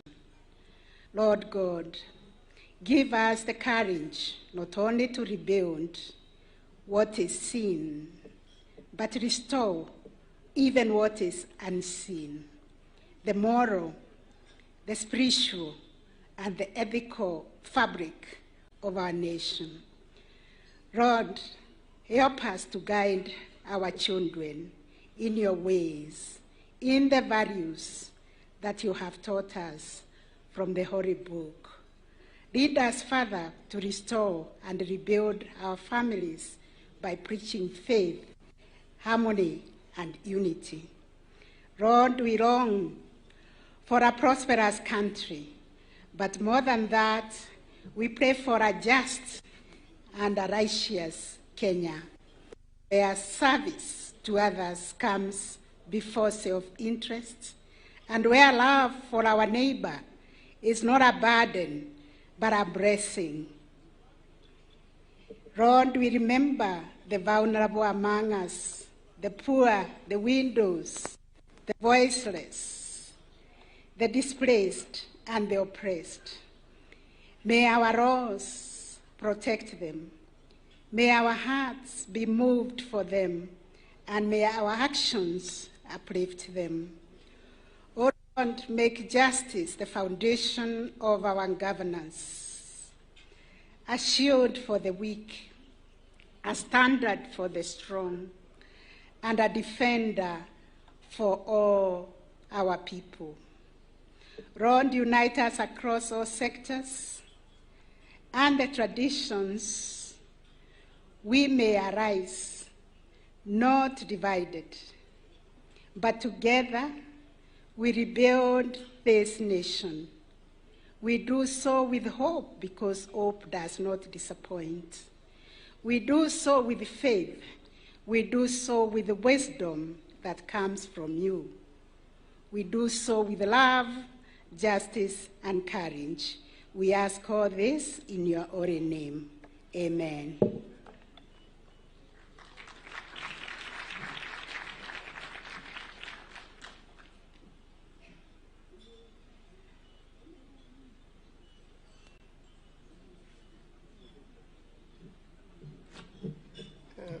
Thank you, Your Ladyship, the Chief Justice, and also the President of the Supreme Court. Your Excellency, we come to a different moment when we are going to introduce the keynote speaker, Dr. Ricky Bolden. And Your Excellency, this is an American football icon who is also a worker of Christ, and also assists in organizing the National Prayer Breakfast in Washington, D.C. In his days as an American footballer, he was admired by a lot of Americans, and every time he went to play, they followed him, and the whole country would be waiting. But one day, he got knocked. Let me invite him to come and tell us his journey of faith, and then tell us what happened at that particular moment. Please, Dr. Ricky Bolden, the keynote speaker this year.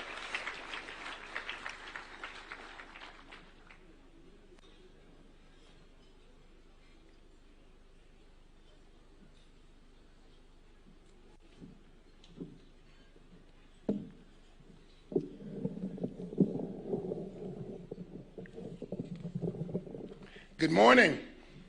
What a joy it is to be here this morning, and I am really excited about being here. What I'm really excited about is that how the name of Jesus can bring together across so many boundaries, across so many tribes and religions. And it's at Jesus' name that I come and I greet you this morning. I first want to give honor to Your Excellency, and it has really, really been a joy to be here, to be with President Ruto, as well as the First Lady. And I also want to give honor to all of the other leaders that are here all throughout Kenya. Now, I must confess to you this morning, normally I am not very nervous. But this morning, you know, I was struggling with some issues, even as I prepared for this morning. And there were some personal issues.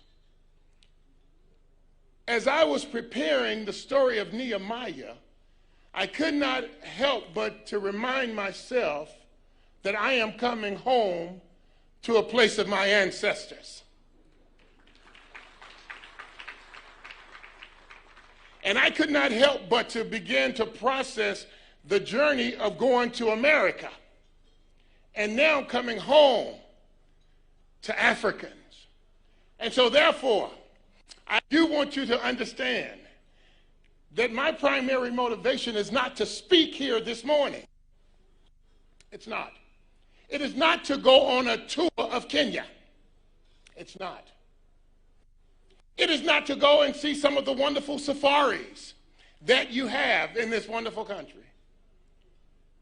My primary reason for being here this morning is that I'm coming back home. And even as my brother Earl and I traveled together, we made that very clear, that we're coming home to see our brothers and our sisters, that we're coming home to walk on lands that our ancestors walked on.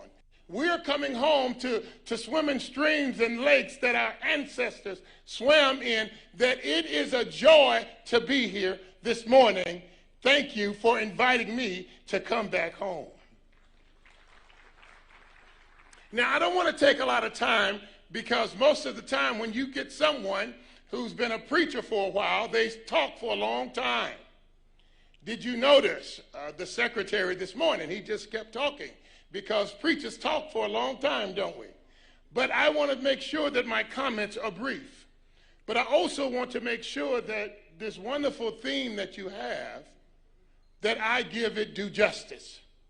And I also want to make sure that the verse that you all presented for the theme this year, I give it due justice. Now, remember, your theme is arise and rebuild. Now, I thought that was one of the most radical themes that I've heard in a long time. Because even the word arise means that someone has been sleeping, and therefore it is calling for the continent of Africa to wake up. To wake up, Africa, and reach the potential in which God has given to you. Now, the word arise is very different than the word rebuild, because the word rebuild means that you've got to go to work. And so you don't just rise up. It is time for Kenya to say, God, how in the world do I go to work? How do we go to work? Now, here is the big question that I had even as I prepared to come this morning. What is it that we're going to rebuild? What is it? Is it to build a wall as listed in the passage of Nehemiah? Is it to build other buildings? What is it? What are we together going to build? And what I want to suggest to you this morning, I want to suggest that what the passage is suggesting is that we also rebuild relationships. Because even as we come this morning, and even as we read the text, we see that relationships are an integral part of this text. Now, let me give you an example. If you read in Nehemiah chapter 2, verses 17 and 18, you will see 14 pronouns in this text. And as you know, pronouns, they're always talking about people. And so the question that I was asking was, which is easier, to build a wall or to rebuild a relationship? Because rebuilding a wall, you use bricks and mortar and concrete.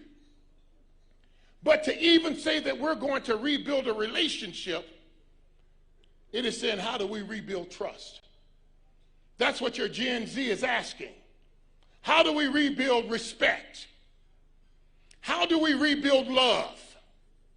And so this morning as a theme, what I want to just suggest, I want to give you just some principles on how to rebuild and on what to rebuild.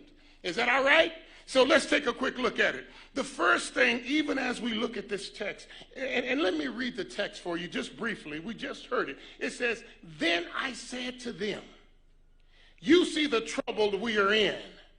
Jerusalem lies in ruin, and its gates have been burned with fire. Come, let us rebuild the wall of Jerusalem, and we will no longer be in disgrace." I also told them about the gracious hand of my God on me and what the king had said to me. They replied, "Let us start rebuilding." So they began this good work. And so as I looked at that, what is it that we're trying to rebuild in relationships? You know, I love the great work of the African Union, doing great work.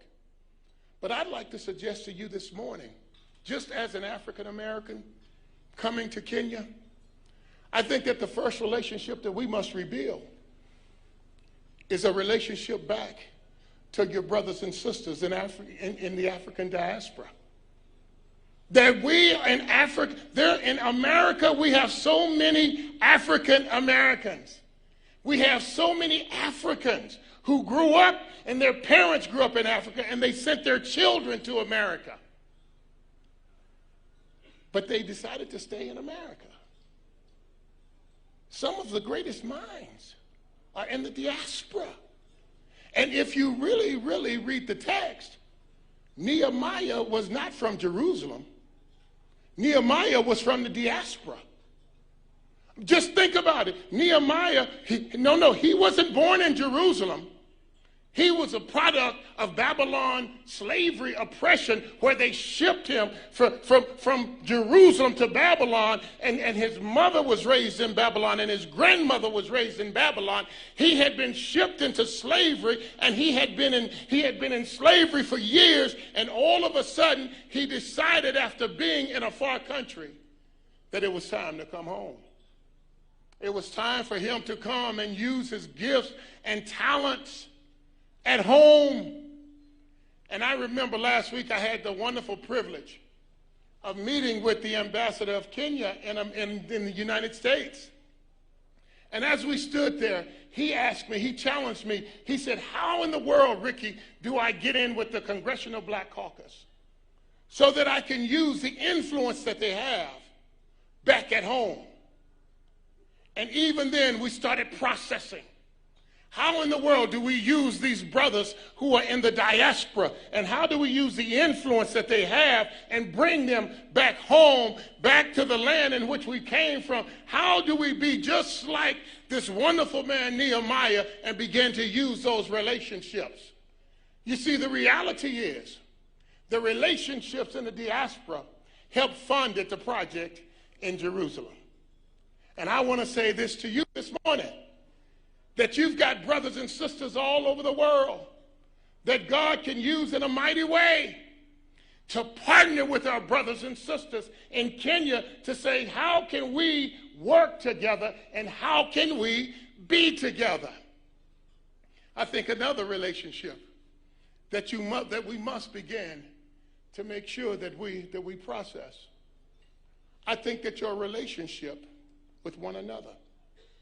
If you read this wonderful passage, you see that within all these pronouns, they are trying to build this relationship with one another. And one of the tragedies could always be that you have relationships to the diaspora, but you don't have relationships here at home. And you know there are tensions in relationships. I know Your Excellency knows about tensions in relationships. But here's the thing about relationships. All of us say that we follow Jesus. But some of us can be pretty disrespectful and pretty mean. All of us say, we can read the verse in John 13 where Jesus says that they will know that you're my disciple by your love for one another. But when we get angry with one another, we don't love each other very well. And so I remember in Washington, D.C., I was walking down in the lower level of the Capitol, and I had a Republican brother. He was a white brother, and he was a Republican. And I remember when I saw my Republican brother, we greeted each other with a hug, and we talked for about 10 minutes. And as we carried on a conversation with my Republican brother, I looked to the side and I saw a brother from the opposite party coming, an African-American Democrat. So I told my brother, Lee, why don't you stay here with my Republican brother while I go over and while I have a conversation with my Democrat brother. When I left, I could tell the pressure he felt. So when I returned from the conversation and I started to talk to my Republican brother, he asked me, was I one of them? And I asked him, well, what is one of them? What does that mean? He said, I'm asking you, Ricky, are you one of us or are you one of them? And I said, no, I must apologize to you. I'm not one of them. I'm one of his. That my politics never drives my faith. My faith must always drive my politics. That I don't come here to find enemies, because Jesus teaches us this wonderful principle. And here's the principle that I taught him. I said, you know, just think about this brother that you called him. This brother is a pastor. And you say that you follow Jesus. That relationship should make you brothers. And I said, you know what the scripture says that your relationship should be? Jesus says that the people will know that you're my disciples by your love for one another. But yet you're calling him. You've devalued him. I said, but even keeping up with your train of thought, let's say if you devalued him in the scriptures, and let's say you demoted him from being a brother and you made him a neighbor. That's an honest demotion. He's no longer my brother, he's my neighbor. Then what should be your response to your neighbor? Well, Jesus says in Matthew 22 that we're to love our neighbor as we love ourselves. I said, so if you're a brother, your response should be to love him. If you are a neighbor, your response should be to love him. But what if you demoted him again? What if you demoted him from a brother to a neighbor and now you demote him to an enemy? You don't like him. You don't want to be around him. He is now your enemy. The question is, what is our response to our enemy? In Matthew 5, Jesus says that we're to love our enemies. You see what the tension is that we're all brothers when we believe in Jesus. There is no room for disrespect. There is no room for a lack of love. There is no room for trust that doesn't exist when we follow Jesus. And so my brother, he looked at me and he said, so what are you saying? I'm saying to you, brother, and this is what I said to him, you must be intentional about building relationship with your brother. What if all of our political leaders were intentional about building relationships on the other side? What if they said, how do we go and build a relationship and love our brother and love our sister? What if we were intentional about it? Can you imagine what's going to happen here? And so as much as we want to rebuild, if we can't build relationship, it's just not going to work. I don't care how many building projects we do, if we don't rebuild relationship, if we don't rebuild trust and love and respect, and I've only seen that happen in our political circles in the United States one time, and it was back in 1992 when President Bill Clinton, a Democrat, met with the Speaker, a Republican, And they came to the conclusion that we will not speak negatively of one another in public. We will not turn our backs on one another, but we will commit to love one another. They built a relationship. And the last time in 1992 in U.S. history, we balanced the budget with the two of them. God does great things when we come together. That God is calling us, not only that we build relationships in the diaspora, but we build relationships with one another. So some of you might say, well, Rick, how does that fit me personally? What about the parent who hasn't seen their child in a long time? What if you said, hey, how do I rebuild the relationship? Or what about if you've gone through a divorce and you've not spoken to your ex? What about saying, how do I build a bridge? What about the neighbor that you don't really like? How do you begin to build relationships? What about your Gen Z? How do you build the bridge? You know, I have children. I have 5 children, 4 boys and 1 girl. What's fortunate is my 1 girl can beat up all of her brothers, but I have 5 children. And I remember last year coming to the prayer breakfast. And when my brother Earl and I got back home, we saw the Gen Z's frustration. And Earl asked, Rick, what do you think the problem is? What Gen Z is dying, and I'm talking because I have Gen Zs. They're dying to be loved. They're dying for a seat at the table. They're dying to be respected. And I won't ever forget when my boys were growing up, because sometimes as parents, we want our children to stay children all of their lives. But that's not the case with Gen Zers. Gen Zers have grown up. They've gone to college.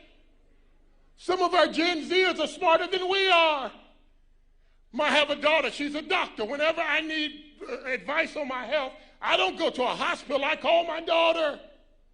Whenever I want to invest my money, I don't go on and go to a bank. I call my son Caleb. When I need counseling and when I need therapy, no, I don't go to a psychologist. I go to my son Micah. Because all of my children have grown up. And they're no longer children. They're adults. And I had to learn to treat them like adults. And so when they graduated from college,